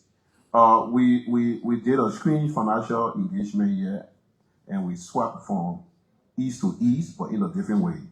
Okay, East in the community to East on the highway, and the money went up. Before we realized East could not raise the money, we have a company that paid $20 million to the government. We don't know up to now whether we have adjusted the books on the transaction, because if we make an upfront payment, okay, obviously you have to change the narrative of the transaction in terms of interest. Okay, so if you are saying to us that yes, if the guy default, we will come in because a construction company, we need to see something where there's a schedule that says that if we get in, this interest rate going to drop. Because if we get in, what's happening? The guy's going to pay 60% and going to pay 40%. You cannot pay 60% and not pay 60% over. It means that the sharing ratio will have to adjust. So those kind of spreadsheets we need to see it and the payment along the way, because we are afraid that we may likely be the one funding for the sake of independent day. You know, independent company, we want to be seeing they put government money in it. So thank you. That's my point. Thank you. Let me say thanks to you guys for the process of arranging the opportunity for roads in our country. The cell roads we're talking about, there are roads that will help the country, help the citizens. But I'm concerned. Why are we overloading this company with all of those work? We are giving those numbers of kilometers of roads to this company with approximately 10 years experience, coming to give them those number of kilometers to do and look at the distances. What's the capacity like? And we as the legislature, we even through the committee, we want to see some of the work that they have done. But I feel that we are overloading this company with all of those roads. How they're going to be working from St. Paul Bridge to Clay, working in Lofa at the same time from Blue Waterside. Look at where they come from, Sierra Leone. When they were constructing a road, one road they gave it to two companies. And they signed agreement with them to work 24 hours, all day, all night. They gave them timelines. To the point that they tell them you have to stay in the towns and villages where you're constructing the roads. That's what it is. So why are we overloading this company? So that they should do all of those roads. Why? So let me, Senator, thank you for the question. Let me speak to that, and I won't think it's overload. The Ministry of Public Works, which is the technical ministry, did due diligence. In fact, there was an unsolicited intent from this company to the government. And in that process, we did what you call a non-binding MOU with them to do feasibility studies. And they did full feasibility studies on this corridor. After that, they presented that to the team at Public Works. We presented that also to the cabinet. And what we did is to initiate a due diligence to look at the capacity. And that's where you see there was a question from the chairman to the PPCC on the change in the amount of kilometer. When we did the due diligence, we had a team that was led by the Deputy Minister for Technical Services to Sierra Leone, to Guinea, and to the Gambia to see the works that they are doing and to look at the model of construction. There are construction companies that also subcontract other companies to do work that they have. And I think PAVIFORT has shown that they have the capacity to behave in that way. So you could be PAVIFORT today, but you could be doing 2 or 3 contracts by subcontracting other companies to work on your behalf. That's the kind of model that they use. So you have a clause in the country, in the agreement that they can subcontract. Oh yes, yes. Okay, so who are those companies going to be subcontracted? Well, again, until we get to finalize, they don't have a concession yet. But of course, we will have to also do due diligence on the company that they will subcontract if they need be. But let me also say in order that, for them to subcontract, what is the standard that you give them? The kind of company that they can subcontract to? Where because you took them based on the profile or what you have seen that they have done, but you don't know the history of companies that they're going to be subcontracting. Yeah, but let me also say that if we did due diligence on the company, to the point that you, the senators, now ratify that this company has the capacity to do so. No, we have not ratified. No, I'm saying if you do. I said if you do. So, do you want us to do it? Of course, we want you to do. No. We cannot do it because we are asking those hard questions. We are telling you, you are overlooking this particular company. This is a 10-year-old company in Sierra Leone, in the country, Sierra Leone, where they have worked. There are other companies that work there, and they tell them,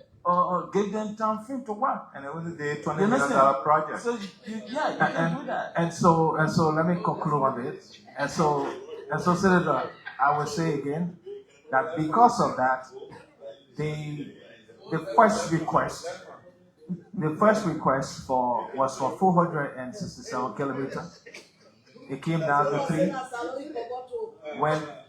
When we okay. What is it? Okay, no, I'm waiting for you. and so when we came, of course, we have to present to the IMCC set up by the president. And the IMCC also worked with us and looked at the capacity submitted, and we agreed that what's the maintenance plan? 255. What's the maintenance plan after construction? I still on the floor. Maintenance plan after construction is there. How many years? In fact, what they will do how many years after the first 10 years, there will be a full overlay of the corridor. After the first, after 20 years, there will also be an overlay. That is, the work that is done will be refreshed. Let me say it that way. According to the maintenance plan. Construction period is for 5 years, but it's a 25-year concession. So over 25 years, there will be maintenance in the corridors that they work on. But construction is for 5 years.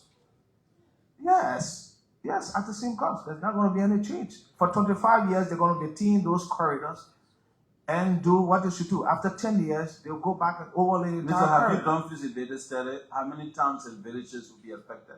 We did a full study. The study is here. There's a What's full your study. plan? What's your plan for them, for those towns and villages? We got resettlement there. So people who property, people who livelihood will be affected by the project, they will be resettled. There's a $4.7 million in the project for resettlement in these corridors. Yes. Mr. Chairman, I would suggest that we do due diligence, make a follow-up to those. But let me also just refer to the Justice Minister to speak on something.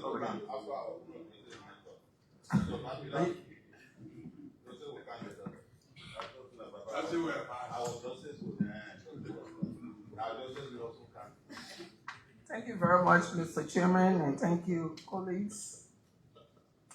I'm glad that some of the concerns I have been clarified because I was a little confused about the 2 versus 4 lane from from Clay to Bullwater side. But my understanding now is that there will be 2 new lanes and the existing 2 lanes will be maintained.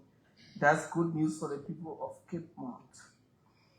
I also had a concern that Senator Sarah Joseph talked about the issue of the subcontractors. Well, it's good that you addressed that very well because we are talking about from western to northern Liberia with different corridors, and then one company having that contract would have been a concern. So I wanted to initially, in fact, I think I should also ask whether these roads, these corridors, the road were going to start simultaneously. Whether Cape Mount Road will be going on, Bomi Road going on, Manicoma Road going on. It is our intent that the corridors will start simultaneously, working with the contractor to do so. And that is why if you look at the upfront commitment to the first year, should be 60 million, and then we should do 10. So it's about $70 million you're putting into the project by next year. That can, of course, see the 3 corridors being affected by that. Yes, that is our intent. And that intent will be translated into the contract? Yeah, the contract. When the contract is developed, yes. Okay. It's in the concession.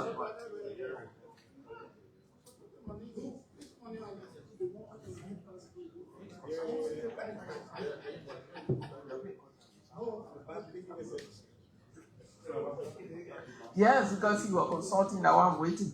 Yes. Thank you. So That's that will be stated clearly in the contract. Yes. Another thing is that the work will start together. Simultaneously. Simultaneously. That's not why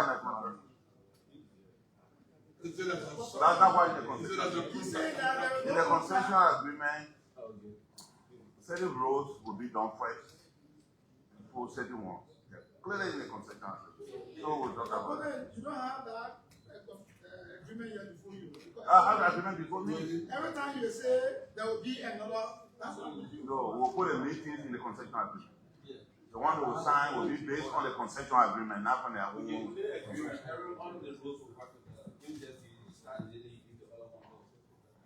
Thank you. Thank you. I think I still have the floor. So we discussed maintenance, and I like the fact that maintenance is considered in the concession. But until today, I didn't get an understanding. I believe many people who are not engineers, they didn't understand the specific of the Banga Salaye Road. So once we see AFAC, we think it's AFAC.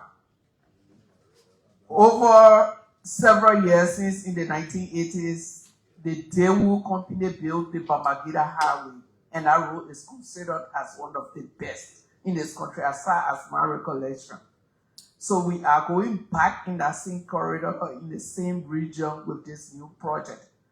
I will say that this particular road will be up to that standard, because today you say the other one is a single layer, this is a double layer. I need to understand how that would be. It's going to be a full asphalt road. That means double layer, both the binding and the wearing coats as a full asphalt road. The intent, of course, is that it will meet all standards. And of course, my deputy can just speak to the design that is done. The design is in line with international standard. We will provide the supervision required. In fact, we have stated that besides Public Works, there will be an independent consultant to make sure the project is supervised to ensure quality assurance. Because if it is, which will be a major highway, it's a major highway, it's a regional road. In fact, that road will be a part of what we call the Trans-West African Highway. So it has to meet ECOWAS standard. It has to meet the standard required. So we're definitely going to make sure there's quality assurance. Thank you. Then we come to, this is a major investment in our region. 364 million is no small money that's going to be in that northwestern region. I am glad that the company is coming out of Sierra Leone, because regionally we have to be able to support each other. But I'm concerned about job creation and job for the young people of our region. Given the porous nature of our borders, the closeness, how are we going to hold the company responsible to employ to the extent that our people have the capacity to employ Liberians, so that they can benefit from jobs created by this investment? So that all our Salon people, my family people, Senator Sir Joseph family people, Boto Kanen family people can take the job from Cape Martinez and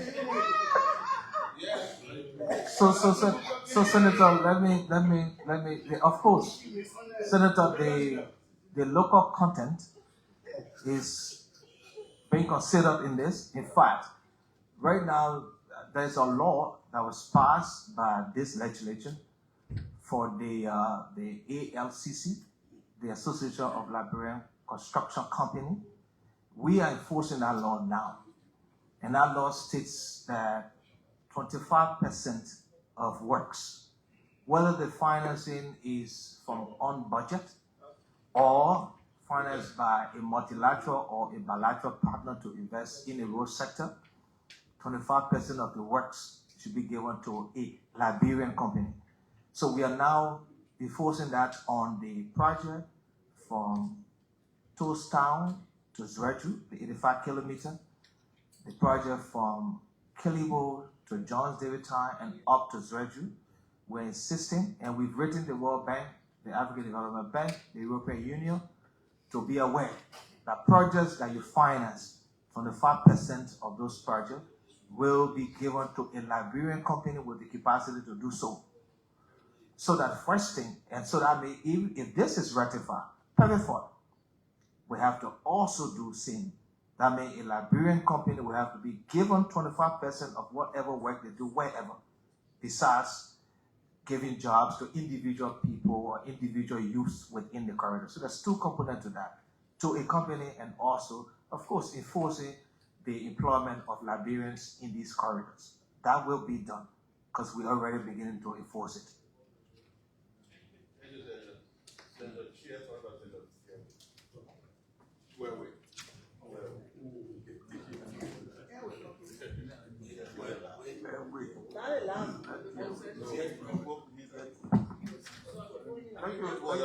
Thank you, President.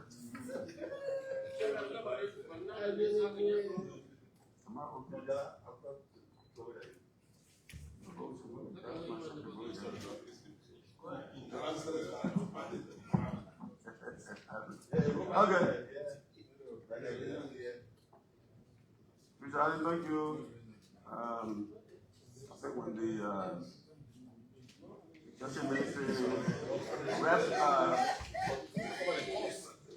when the Justice Ministry rep wanted to speak, he said he should wait for the judicial chairman. Oh, I'm not right. Okay. Mr. Chairman, thank you again. I was just saying that you intimated when the Justice Ministry representative wanted to speak that you should wait for the Judiciary Committee. I'm here, Senator Jala, this year. And so I'm sure most of the questions address the financial and technical aspects of the concession. And so ours would be on the legality of the section. And Minister of Justice, Mokamo, you're aware that one or two of the contentious issues in contract execution and the dispute resolution mechanism. I just wanted to ask first whether the Ministry of Justice has sufficient time to look at this conception, the proper,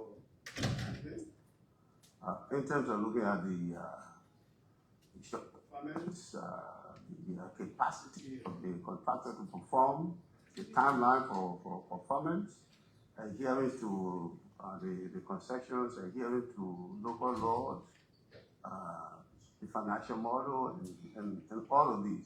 Have you done all of that? Thank you, Honorable Senator. Yes, indeed. Like indicated earlier, MOJ, the Minister of Justice, is part of the IMCC. And we've always been in all the IMCC settings, whether be it the minister proper or me or a representative from the ministry. If you went through this instrument before you, sufficient safeguards were incorporated in the pre-commencement activity, the condition precedent, the issue of the financial close or financial model. They are required even before anything can move on, once the thing is done. My colleagues continually spoke about a contract to be drawn. out of this agreement, this concession, if it is ratified before the commencement of anything, there are the drawing that we keep speaking to, or the technical experts here be talking about the design. Those are preliminary design. A detailed design supposed to be drawn. By then, the assumption is that we'll have our owner's engineer who has the requisite expertise to also advise us. So, sufficient safeguards are here. I also wanted to talk about the issue, it was raised earlier, about subcontracting. This contract. No, my question did not go there. Yeah, no, just I'm on. You can come back probably. If I have not addressed your question, then I can say continue. Yes, Right, so we participated. if you have done that, what's the choice of law for this contract? Liberia. Fortunately, if you look at the arbitration provision, arbitration is supposed to be venue here in Liberia, unlike many agreements. So what the mechanism arbitration? We're using the ancestral rule. Ancestral rule. Yes, but the venue is here. I'm using ancestral rules. Yes, the venue is not Liberian law. This contract is governed by Liberian law. The contract is governed by Liberian law. Ancestral rules are not Liberian law. It's arbitration. Arbitration. But the contract is governed by Liberian law. Do you agree? Honorable Senator, if you go to arbitration, ancestral rules will be used. And I saw that, yes, in the contract. If you allow me to just speak, sir, I will highly be grateful to you. Thank you. This contract is governed by Liberian laws. Its interpretation, enforcement is governed by Liberian law. This contract and other concessions similar, if the choice of arbitration is preferred or is chosen, generally, because of the value of the contract, the preferred destination is The Hague or London used as the seat. But in this case, we insisted, and fortunately, we got our way. We said, look, we can use the applicable ancestral law, but the venue should be here. We should be applauded for that. Yes. The contractor agreed to that. This is a huge volume of contract. Their exposure is 218 million. But, Councillor. Yes, sir. I'm just making a point that, yes, indeed, the choice of law will be Liberian law, but ancestral rules are not Liberian law. Specific to arbitration. As specific to arbitration. How do you reconcile the two? You're quite aware as a lawyer, arbitration proceedings are different from regular litigation. Absolutely. Fine. So that's why.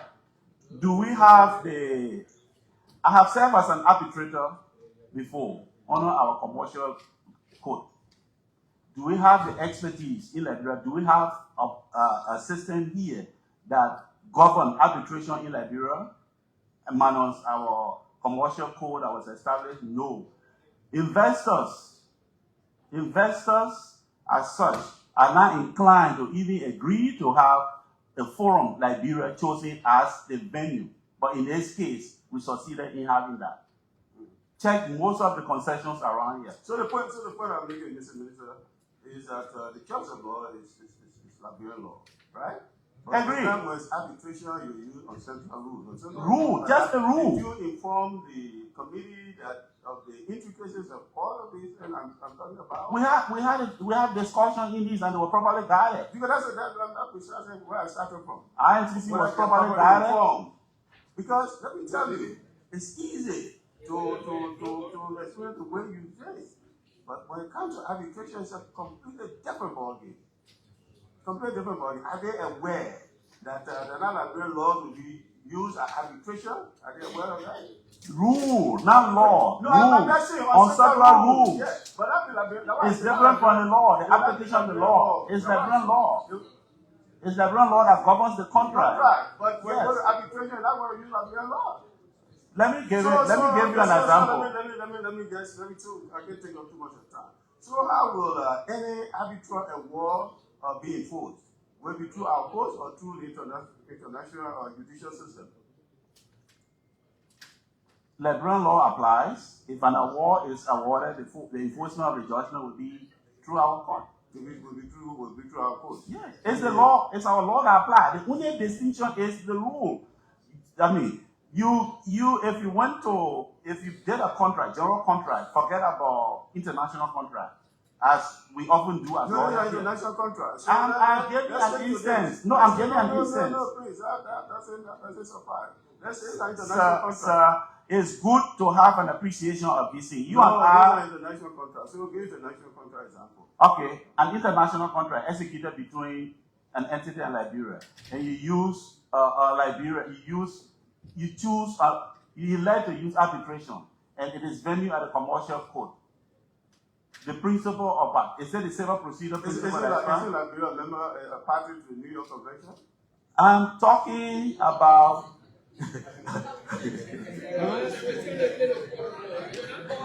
Sir, isn't Liberia?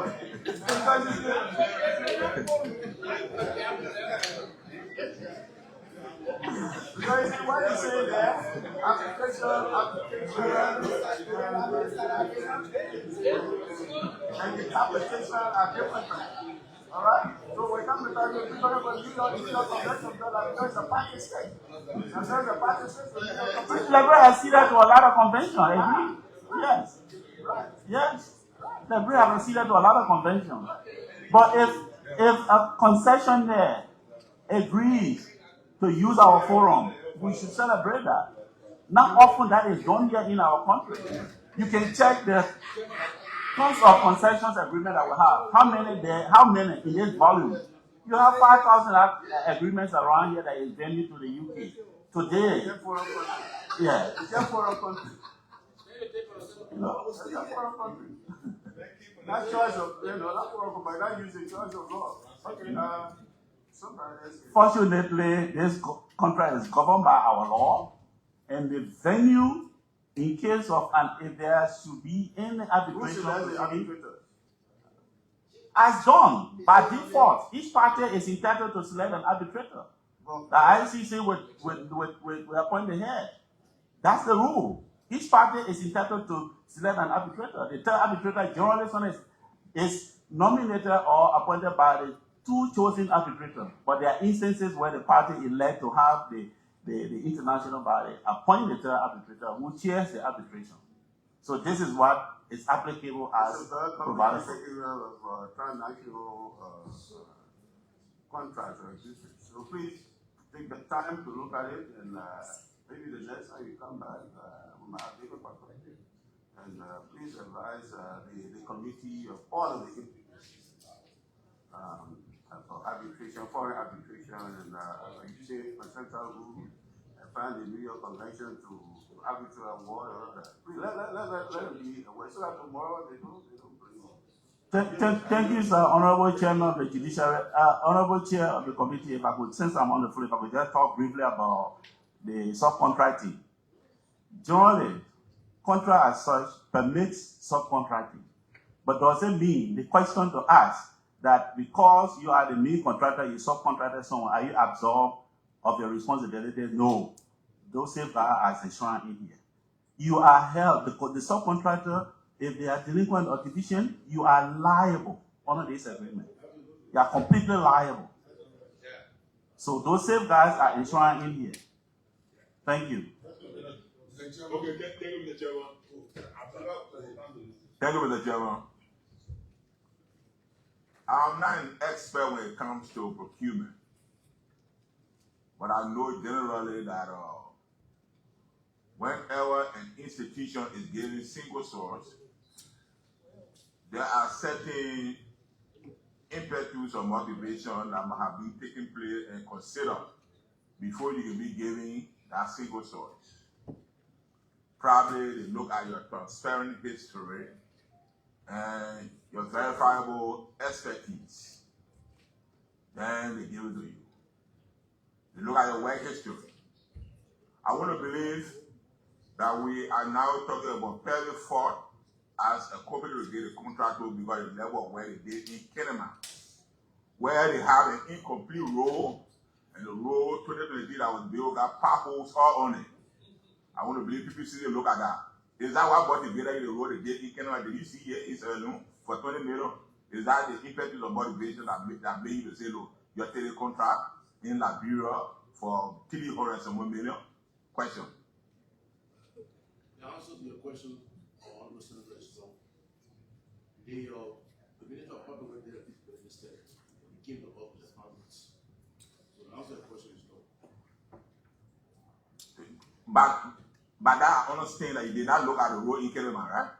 No, I did not. Okay. But you just feel It's that not required the procurement of the Minister of Public Works presented all the feasibility studies. Okay. We received the cabinet resolution. It's very good. It's people with questions, but we don't I didn't go look at road in Kelema to make our decision. No. Okay. Answer the question no. No, but look, single soil, you must look at it fast. Okay. The reason why single soil is not based on me going to look at roads. We are looking at the provision in the law. Okay, so, all right. What's the law? The law says section 1 of the act says when the cabinet can determine that for civil social business, so the cabinet resolution was sent to us based upon cabinet resolution. And it is a continual process of resigning. Yeah. You know, normally when people give people single source, some of those things are due to your financial potency. You got money here to do the work. Not necessarily. So, I'm talking, please have a quiet, please. Okay. All right.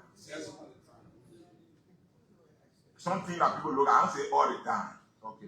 So now your financial competency, you have money, you are potent financially.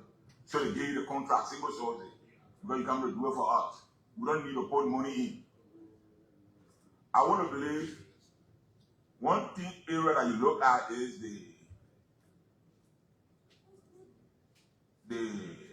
the opulence of PAVIFORT. They are able to do anything. They don't have to go borrow money looking for a bank here and there. You know, they got money. And you know, so that is a single source. They are Liberian company. They don't have anything. They're not able to get money from anywhere. So who rally around the Liberian company that could do the web. Same PAVIFORT from Sierra Leone. They got a lot of money. They are opulent. They are affluent. We give them this work so they can go ahead. But now we're hearing that, you know, we will get 146 million and they will get it a month because they're not having the money. Maybe when they pay them, instead of for a work, unfinished work, 20 million without work that they could not finish. The money that will come from there, or they want to do it in Gambia, we never finish. No, let me go ahead, please. Or the 50 million that they do in Gambia. Well, is it that because they have money that will make you think that they should single source the project, that single source no other company do, that you do bidding process, that they don't do the contract because they have money. Because when I was in the executive, I remember we get single source because you got money, they can't do the work, don't get you to do it. Then they don't start paying you. What money is that because they have money or because they will borrow money, they don't want to be able to take money from? Is that a question for me? Yeah, it's for any of you. Well, Senator, let me address that, and I would leave the piece that has to do with the due diligence that was done by the Deputy for Technical Services, so he can provide that, because they went on the due diligence in the Sierra Leone, in Guinea and Gambia. But like I said initially during my presentation, it was an unsolicited intent by PAVIFORT to the Liberian government that had interest in investing in the road sector using a PPP model. And of course, we all know if it's a PPP model, the government has to also contribute to that particular arrangement. And so it's not that PAVIFORT had all the money. That is why we did what we did. They came with a proposal that they can bring some money to start the project. And of course, we had to also contribute to that. And that's why if you look at the distribution, we do 10 million, they do 60 million next year. And that arrangement will show that they invest what they say they will invest. Before we bring our money that we should bring into the basket. But I will leave Senator the due diligence with the Deputy for Technical Services. But he led the team to see what PAVIFORT has done in these different. Yeah, we'll talk about all. You'll talk about all. Yeah. Senator, well, we went on the due diligence. Let's say we went with the mind with 467 kilometers concession certificate that we received from the Ministry of Finance. And we went to see the books of this company, the amount of work they've done, and their liquidity in terms of equipment, their personnel. And quite frankly, Senator, I said part of the reason why we're a little bit skeptical is because we see Sierra Leone. And if we had said, oh, maybe this company went to Europe or America, I don't think certain questions will be asked in here. And I don't think also that, I believe that only Africans can build Africa. Excuse me. To look at us and tell us that there is no Africanness in us. Here we hear Euro, we data, and we can easily don't look at NFI is an affront to us. I apologize, Senator. And so, as a Liberian, I was very jealous of this company, that we don't have any company in our country that was doing so well as a 10-year-old company that Senator Joseph talked about. Their organization, the amount of equipment they had, the amount of contracts they were doing with the Sierra Leonean government, the Guinean government, the Gambian government, the amount of work they were doing for the African Development Bank, the amount of work they were doing for the Islamic Development Bank, Badia, and I was amazed. And I started digging further, on where they're getting that money from. But of course, that was not my area of expertise to start checking their money part. But as far as technical expertise, as far as equipment, as far as the personnel, that I saw that very clearly. Their performance in Sierra Leone, we met with the Sierra Leone Road Authority, we met with the Ministry of Works in Sierra Leone, we met with their road fund. Similarly, we went to Guinea, we met with Ager Roads, and we went to Gambia, we met with the Gambia National Authority. And all of them, in terms of their performance,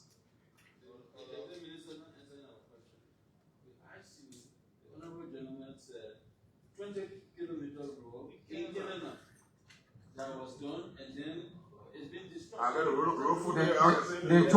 The 20 kilometer, the road they have doing in Kenema that we assess is a neighborhood road, and that work is still ongoing. What part of what we have from the Southern Roads Authority, they are doing a 26-kilometer road in the neighborhood in Kenema, and we saw that going on. They are doing a 261-kilometer road in Kabbalah, in Sierra Leone. We assess that, and that is being done in the same fraction of what we're about to do for 255 kilometers. They're doing the same thing in Sierra Leone.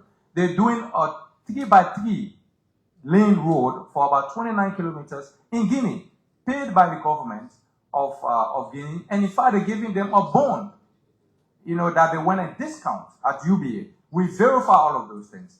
And they told us, they showed their cash flow that they will start their initial investment for about 38 million, which they will start as soon as they get ratification.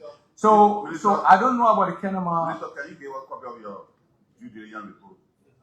No. You never send that. We're Pretoria, please. Yes. We're Pretoria. Okay, that you saw. So, follow up.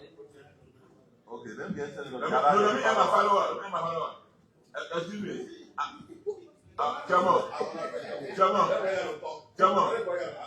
Chairman, let me answer my last question. I'm sure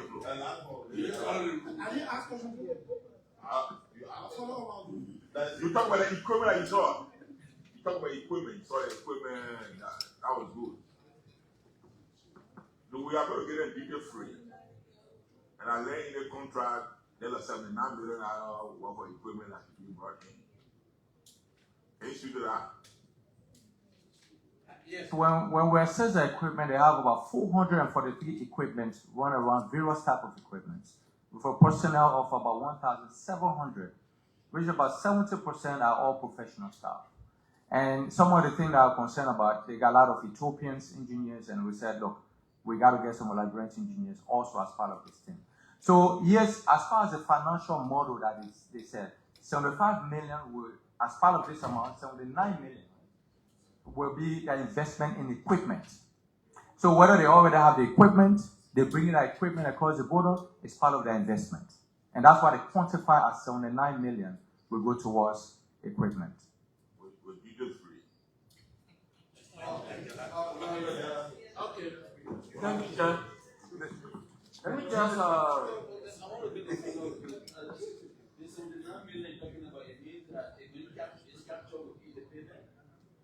It's inclusive of the 363.9 million. Bigger play equipment, I will buy equipment for the book. Bigger play equipment, will buy equipment, will come in the book. It's a value. Mr. Chairman. We have equipment that's not given the contract. Giving them the contract based on what we have seen. We have capacity, yeah. We have seen the capacity. So the amount there is just the value of what will go towards equipment, but it's the same cost. It's just like we say, okay, 35% of that money will go towards bitumen. How they going to spend the money? But now look at the financial model. Okay, thank you, Chair. I have a specific question on costing, but let me just start my information with a little bit of clarification. Under Liberia concession, this Liberia Civil Procedure Law, Section 44, allows for arbitration. However, the important thing and the tricky thing about arbitration is not so much of where you have it, but what rule is invoked in the agreement.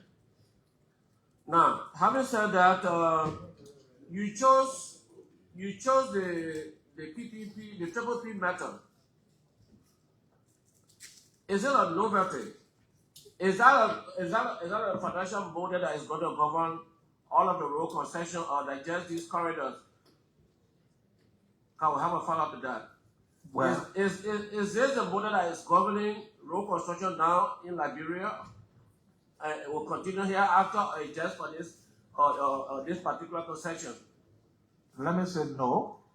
But what we try to introduce the PPP because over the last 20 years, all the investment in the road sector has been done by bilateral and multilateral financing. And we realize that there have been a lot of preconditions. Of course, interest rate may be low, but a lot of preconditions, and sometimes there are a lot of delay in disbursement and some of the procedure for constructing our roads. We felt. Besides that, currently we can see that there is a dry out in official development system worldwide now, even with the World Bank and other banks to say that. So we thought looking into private financing is a key way to speed the investment in the road sector. So the PPP is a model that we've introduced. And let me also say, Senators, this is not the first and not the last. We have other PPP models that we'll be introducing on some of our roads to make sure we can move faster to pave the roads as we require to do so. And let me also say that we've had, out of 13,000 kilometers, if we still want to pave just 8,000 kilometers, only 1,300 kilometers paved. We are lacking behind. The sector has to move faster, and so the PPP model has been introduced. This is not the first, and this will not be the last concession of such. Yes? My concern about the PPP at this point in time is that it's pregnant with hardship for our people, especially those who are going to be at the toll booth you're going to introduce.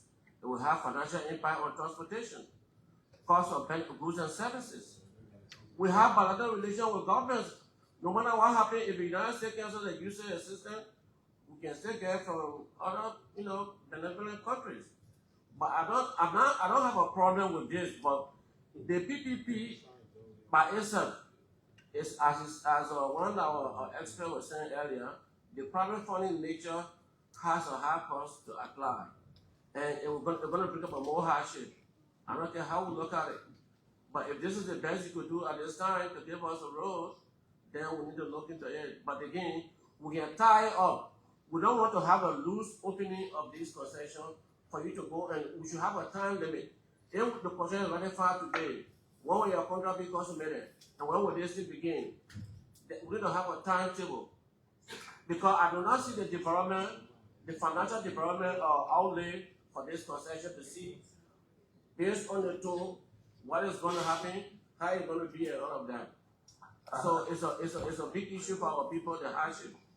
Okay, And so we no, don't address the hardship. it's there. The model is in there in terms of the toll. But let me also say on the toll, maybe Liberia is one of the only countries now that don't have toll system.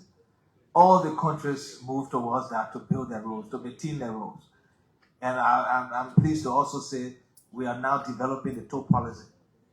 The toll will be instituted. We already have ways of raising money for investment in our road through the road fund. The law is passed already. In the road fund law, toll is a source. We have to trickle that. So we will do it at a minimum level that will not impact negatively, but the economic benefit in terms of raising money through the toll system to reinvest in other roads will be, it's going to multiply than what you think in terms of how our people will be negatively affected. I don't want to think so, but we need to continue with this, and toll system introduction will be something we want to do. I will also say that we even think about introducing toll on the other corridors that we already paid, like the corridor from Real to Banga, like the corridor now for Ganta to Zwerju, and from Zwerju to Maryland. We're going to put toll system on those roads because they're going to increase the revenue we need to invest, especially from domestic resource mobilization. There will be increment in the resources for investment in other roads. In closing, Mr. Chair, in closing, you said you alluded to two-lane road, Mandokama to Bonjaman. You said two-lane, right? Yes. Now, I see you marking houses on the 10-lane road to break them down. Where? When you go to Kolahong, coming from Foya, Kolahong, all the way to Bonjaman. There are a lot of houses that were marked there. I have one house there, but I don't mind. I can bear it. Yes. So you have the same two-lane road, but you're marking the same houses on the yeah, we have to be able to preserve the right of way. You see what happened with the other corridors down that we are about to expand, like the RIA. When the RIA road corridor was done, the Somalia Drive, which is the Japan Freeway, we didn't protect the right of way. So when we're about to expand the road, we have to go back and pay for resettlement. So we have to do that now. And that resettlement we're doing the corridor will be to preserve the right of way. That just in case we want to expand the road, maybe in the next 20, 30 years, the right of way should be preserved. So yes, we mark those houses to market in that corridor. Luckily for this project, there's resettlement. So we'll break it down and we'll pay for it. But it's there. Okay. No follow-up, bitches. Yeah, Mr. Minister, in your presentation, you said the contracts are essential to the region. What is the fate of Bapolu County? Let me ask that first question. So let me emphasize that. Question. Can we add a corridor railway to Bobolu City within the same cost? Where was your originally? No, we can't. When we did the due diligence, we established, and even working with IMCC, that PAVIFORT capacity now, with what they're doing in Sarah and other places and what they want to do in that area, 255 kilometers would be the capacity that they can bear. And so the IMCC work with us and endorse that figure. So we can do so. But let me say what happened for Bobolo. And like I said, that there are other concessions that will come. And we have right now the WHBO. It's a company that once did an arrangement with the last government and was at the stage of finalizing, and they were ready to bring funding to pave the road. Of course, the government will have contributed, but they were ready to bring resources to that. That did not materialize. We've signed a non-binding MOU with them. They are currently doing a feasibility studies from Tottenham to Bopolu. Okay, Swen, Bopolu, and then from Broadway to Bopolu, and from Bopolu, we added up to Kolahun to Lofa to connect that. They're currently doing studies. And they're also proposing that they have funding. We'll see what the model looks like. So Broadway Bopolu has been captured in that particular arrangement. We also have an arrangement that's been done to connect Greenville to Granville through the Sapo National Park. That is also being looked at. And that's why I said several of these arrangements will come to the legislature, because we believe private financing is the way to go. And once we have that and can manage it and protect it, and work with these private financiers.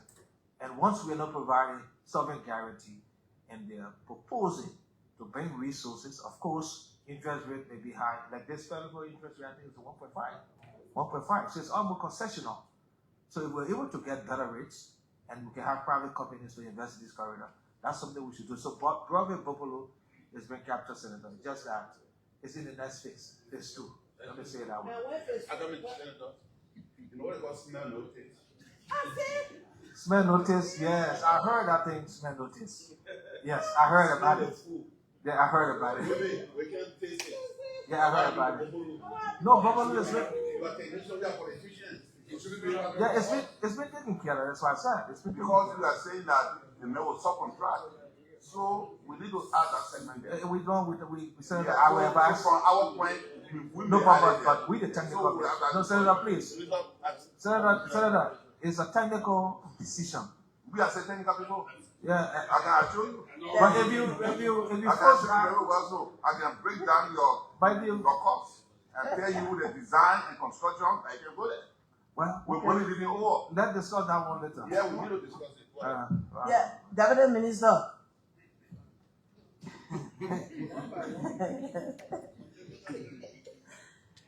I sat down and listened to you, Kinley. You said within the 3 years, we'll start collecting toll. I really want you to explain to us because this contract is about 5 years. And you are saying within the 3 years, we'll start collecting toll. Because the corridor from St. Paul Bridge to Play should be completed within that period.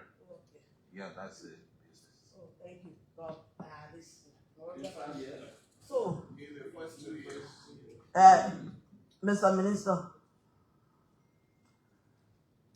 you people did a demolition before, I think 2 or 3 months ago, from St. Paul's Bridge going to Clay. We are praying to do the rectification. We put them myself. we are praying to do the rectification. You think after the rectification, the project will start this year and then?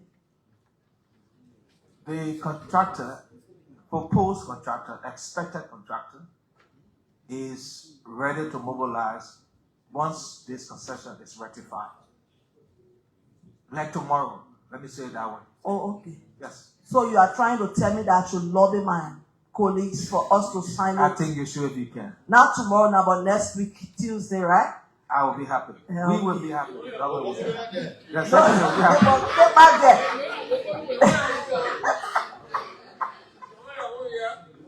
No, Kepma is there. My sister county is there, so Kepma is there. My brother, I know will be there.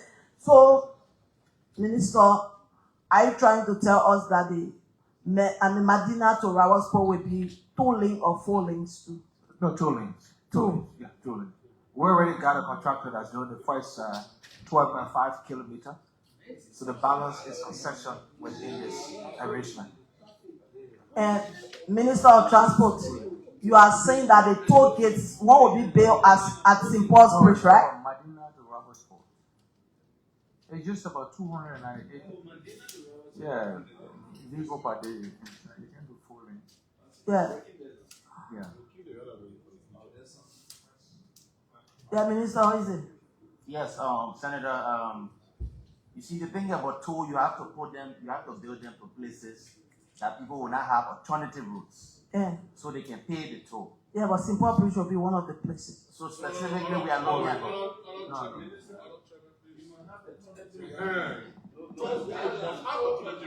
What you see is wrong.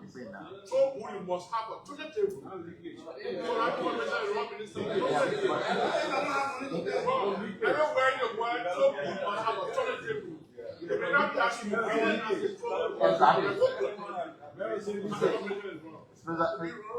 Honorable Senator. You have alternative to mark off it. So, Honorable Senator,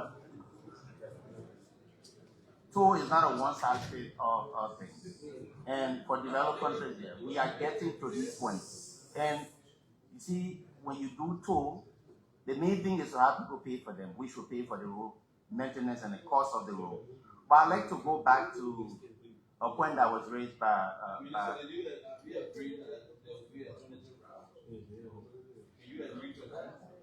we'll look at it. We'll look at it. Yeah, well, for this, okay, Senator, we'll consider that. But I would like to go back. Yeah. I will. So, in previous, I'd like to go back to my senator from Bafulu. You know, senators ask us for all these tax days.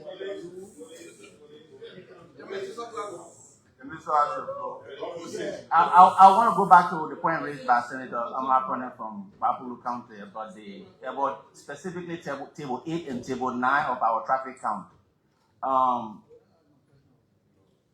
Table 9 specifically said, I know he raised the question about the cars at 25%. But what is missing in that? Yeah, 25 cents, 0.25 cents, 25 cents. But what he left out was the charge for pickup, for small buses, for large buses, and for 4-axles and 5-axle vehicles. When we did our calculation, it's at $17.6 million. And we took an average performance factor of 15 million. So even in that case, Senator, if you add those revenue buckets from those vehicles that were not mentioned by you, we should be able to get more for those whole revenue. I just want to make that clear for the record. Is the traffic count, Chairman? The Chairman?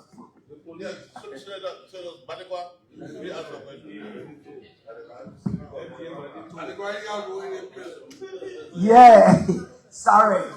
But people, we can go inside East. Don't let us ask one question too. Mr. Minister, thank you very much. Our witnesses, I think I want to commend the Minister of Public Works and the IFCC for being so innovative. They've said the process that we have been using to develop our rules, at least they want to begin to do new things. I think we need that. Thank you very much.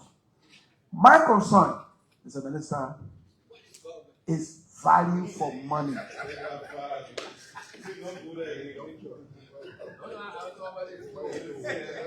My concern is value for money.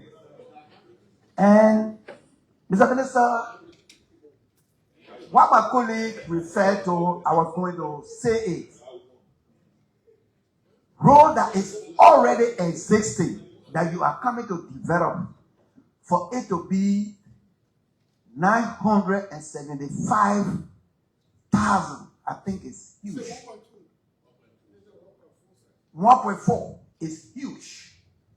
Mr. Minister, if you use the scenario of the 650,000 times the 255, you're talking about you will have 190.4 million. If you take it from there, you are left with 173.4 million as a difference.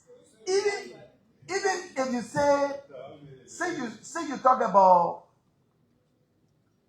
putting another layer, that layer, when you put it there, if you use half of the 174, you're talking about 86.5 million.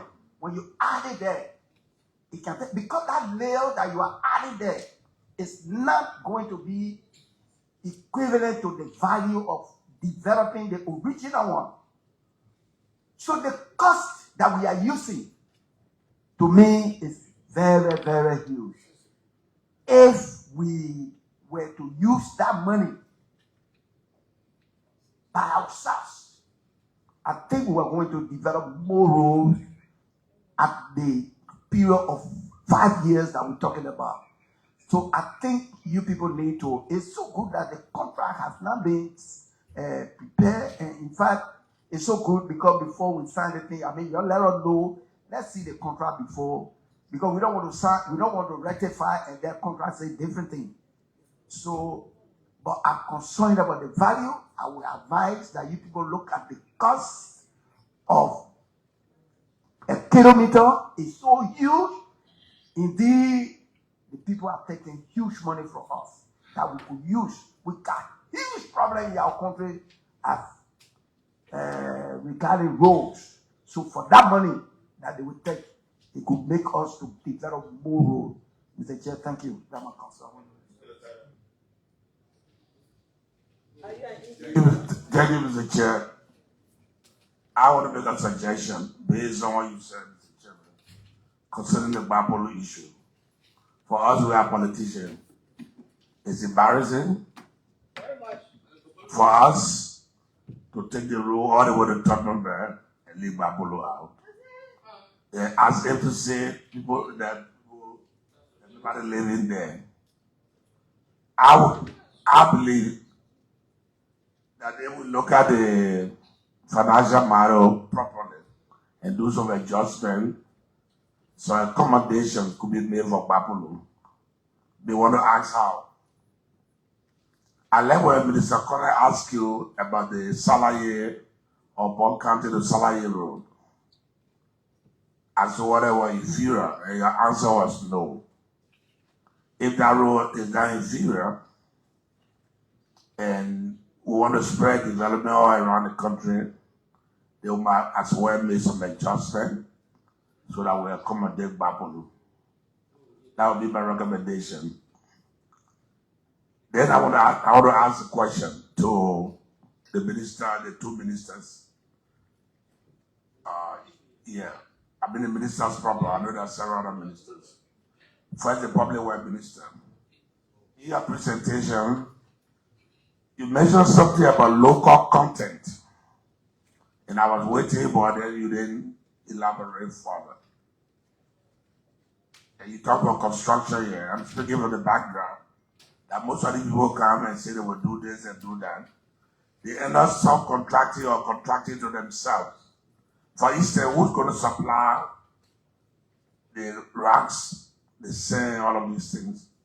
We see instances where the Chinese, for instance, get a rack quarry and supply themselves. So how would the locals ever benefit? So this is something I want you to take into consideration. I expected that maybe you're going to talk about that when you spoke about local content. I hope you look in that direction. And Mr. Minister of Transport, you mentioned Asset Road. For our corridor, you know that there are other concession companies there. And like the Minister of Public Works mentioned, there's a huge possibility that the companies in there will definitely do some haulage. So the Asset Road and the technical work you talk about, they didn't take into consideration the durability, and because those are heavy equipment or trucks that people are going to use. Do you take that into consideration?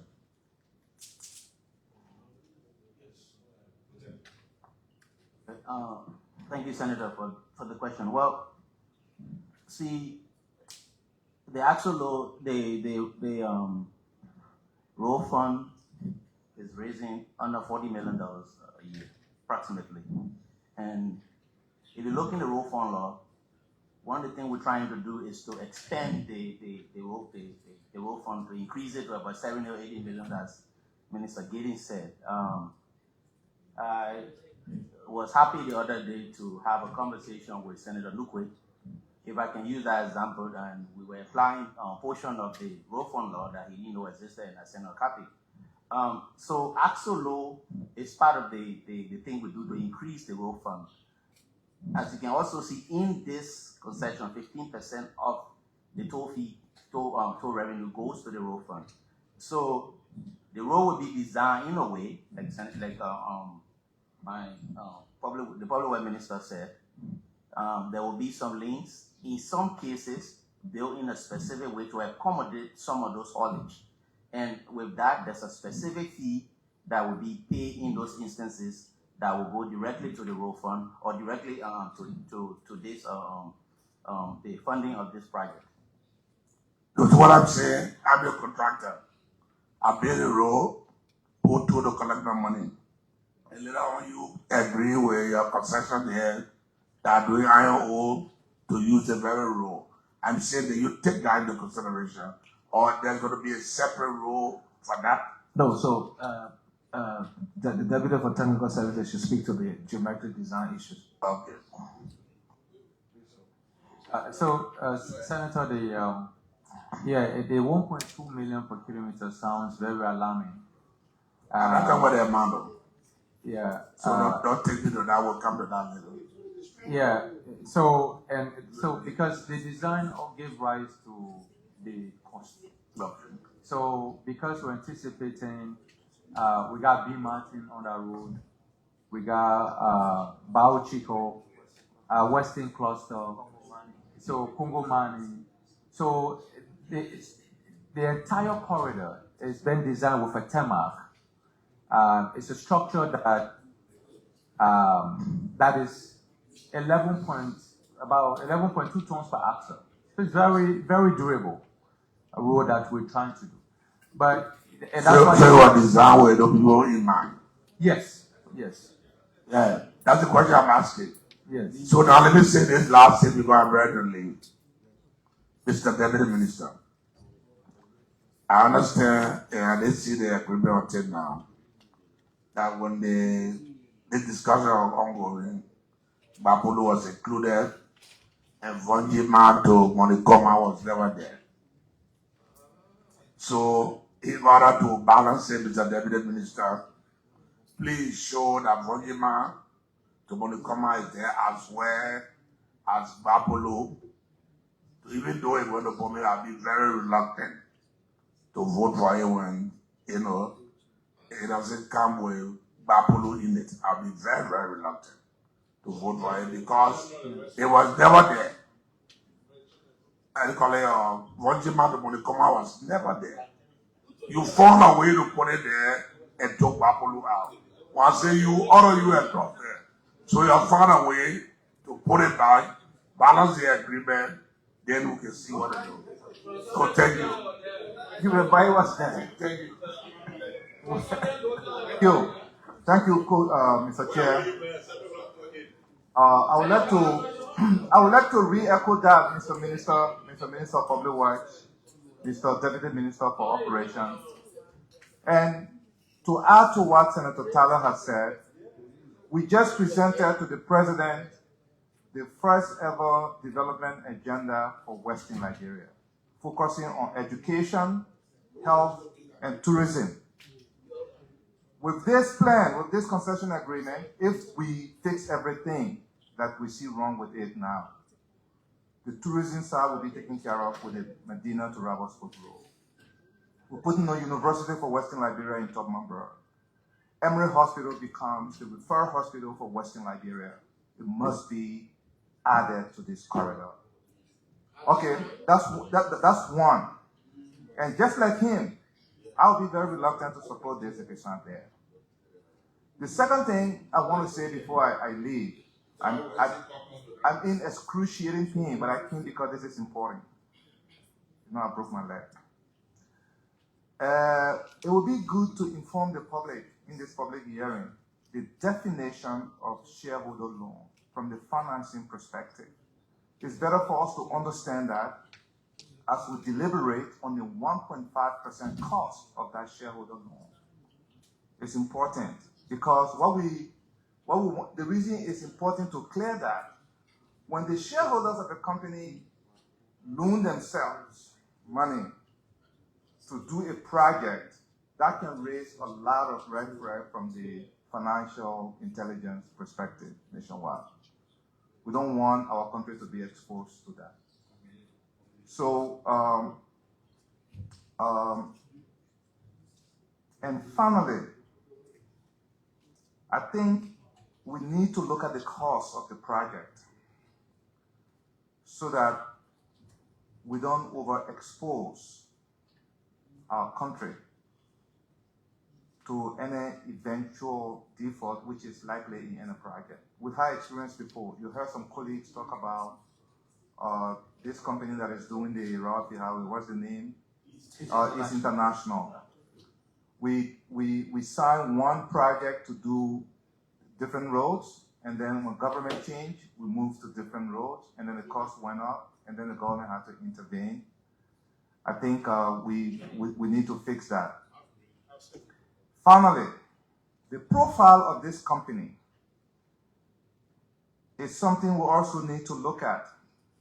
I think if we agree, if we ratify this concession agreement, it's going to be the biggest project for them. The profile is very thin. Senator Sir Joseph talked about the company has been in existence for just 10 years, and the projects they've done in these other countries, Gambia and Sierra Leone, is way below what we are giving. I think we are overloading them. Perhaps it would be good to consider starting small. Should we agree to the financing model so that we don't spread them thin across the country? Again, I'd like to close by saying that I like the president's idea of trying to close the deficit in our part of the country. I want my county to be included because we have a hospital there that will be serving the needs of Western Liberia. And so from the socio-economic standpoint, it makes sense to connect Bopulu, even if we cannot afford from Broadville to Bopulu, but from Togmanburg to Bopulu through Sawmill and Bukala and there. And Mr. Chairman and colleagues, I will close by adding my voice to Senator Sir Joseph's voice that the Senate as an institution undertakes its own professional due diligence by an independent company that we will contract through competitive bidding to do our due diligence to see if it supports what our colleagues from the executive branch are giving us. Thank you. Chairman. Well, as Vice Chair to the Public Works Committee, most of the concerns have been expressed through the chairman, and we'll go back to committee room to look at the detail. But since Senator Tyler spoke both as chairman of the Western Region Legislative Caucus and as a rescue senator, I just want to let you know that there's a bipartisan approach. Any concession for Bapulu will not have our vote as Bomi County. So I just want to make it clear. Bapulu is our medical hub. Like Mr. Connor said, Bomi is the educational hub. Cape Mount is the tourism hub. And I think there's no reason why, the chairman said it's my notice, there's no reason why we would give one company $300 million contract and we can't just add a portion for Bapulu. So yes, there are other concerns that we look at, and I still think that the final contract, before we pass on this and vote on it, must also have an idea on it, because there are too many things now we're hearing that will appear in the final contract that's not in this concession agreement. Too many goodwill will be coming out that may appear in the final contract. So just have a glance at it before we make a final decision. But the issue of Bapulu is unanimous. I think we're clear on that. Cape Mount will speak on it if they so desire, but that's the general consensus from our region. Thank you, Chair. Thank you, Chairman. I didn't hear any of you people speaking on the demolition that was done from St. Paul Bridge to the Pori. Yeah, and then the RAP program, you know, my house, I lived in Brazil, but I was not affected. But I'm concerned about the people that live there. So I would like for you to speak on that. How did you break the people houses there and then we are compensating them? Or do you have a plan to give them something? I would like to know that. And to just close, while you're answering my question, we are clear on the issue of Babel. The Western Region Legislative Caucus, we appreciate what you've done for Cape Mount and what you do for our region, but I think it's important to include Babel If not, in the past, we may not vote to the project will off.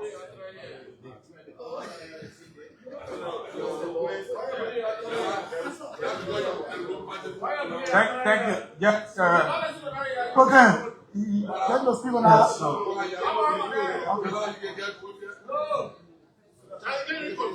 Huh?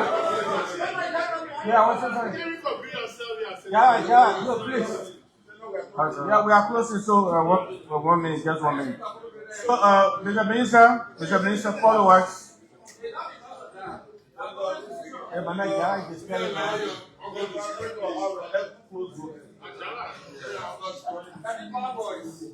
Mr. Minister, in closing, I'd like to know from you. You indicated that the road from Clay to Bowater side, the document we have before us is 2 lanes, and you indicated that it's going to be 4 lanes. Is that correct? No, in the final document. Yes, it's going to be dual lane. Dual lane. Okay, yeah, so it's 38 kilometers, but because you're going to do 4 lanes, so yeah, but it's still 38 kilometers, but it's going to be dual lane. The 38 is St. Paul Bridge to Clay. That's what you're talking about. Or is it Clay to Bowater? Yes, it's going to be dual lane also, but we said the existing lane. No, it's not 38. Clay to Bowater side 79. 79. Yes, 79. Yeah, so 79 is going to be dual lane. Yes. After it's done, will be dual lane. But it's not in the document before us. It was agreed in the negotiation, and we will have to amend it and include that. Yes. Okay, so I'd like to inquire as to whether you have any knowledge as to whether the document before the Senate was signed by the president. Well, as far as I know, it should be signed. If it was sent from the executive matter, it should be signed. As far as I know. Oh, I don't think so. So we don't have a signed document for the president. We'll find out why that happened. We'll find out why that happened. But it was sent by the president's office. So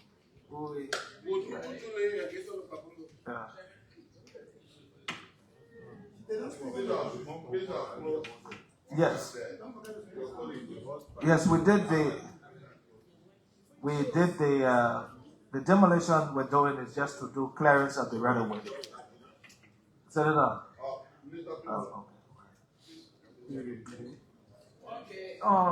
I just wanted to add my voice to the Western Liberia Legislative Caucus concerned about Papulu.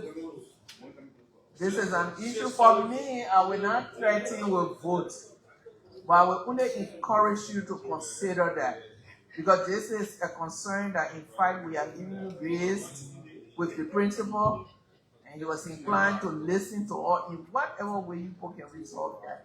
Please try to do that for the sake of our region. Thank you.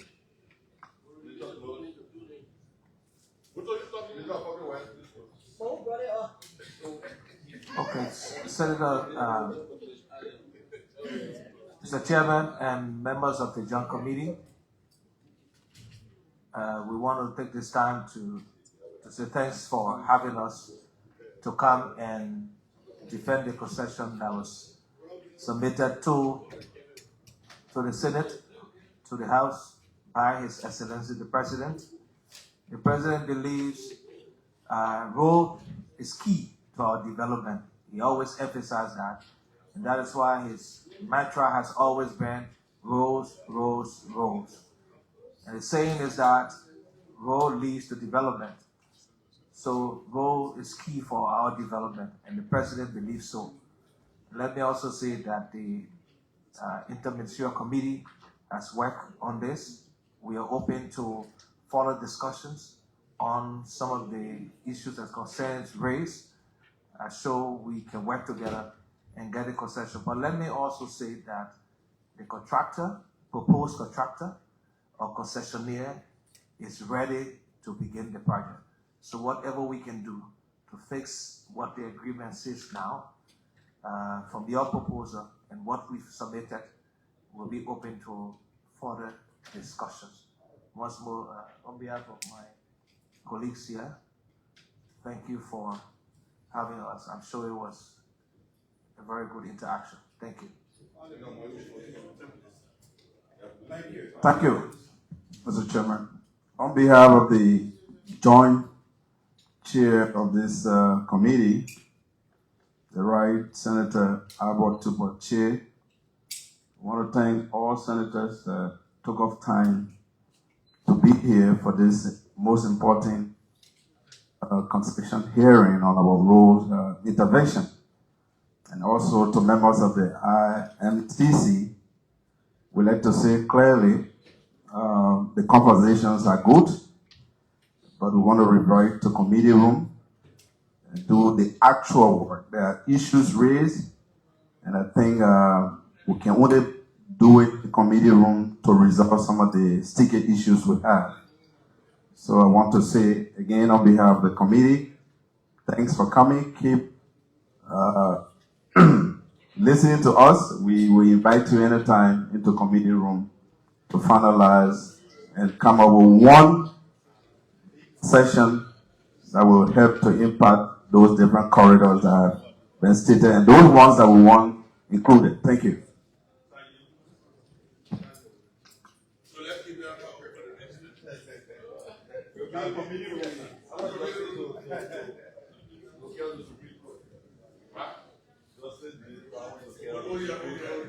Justice representative.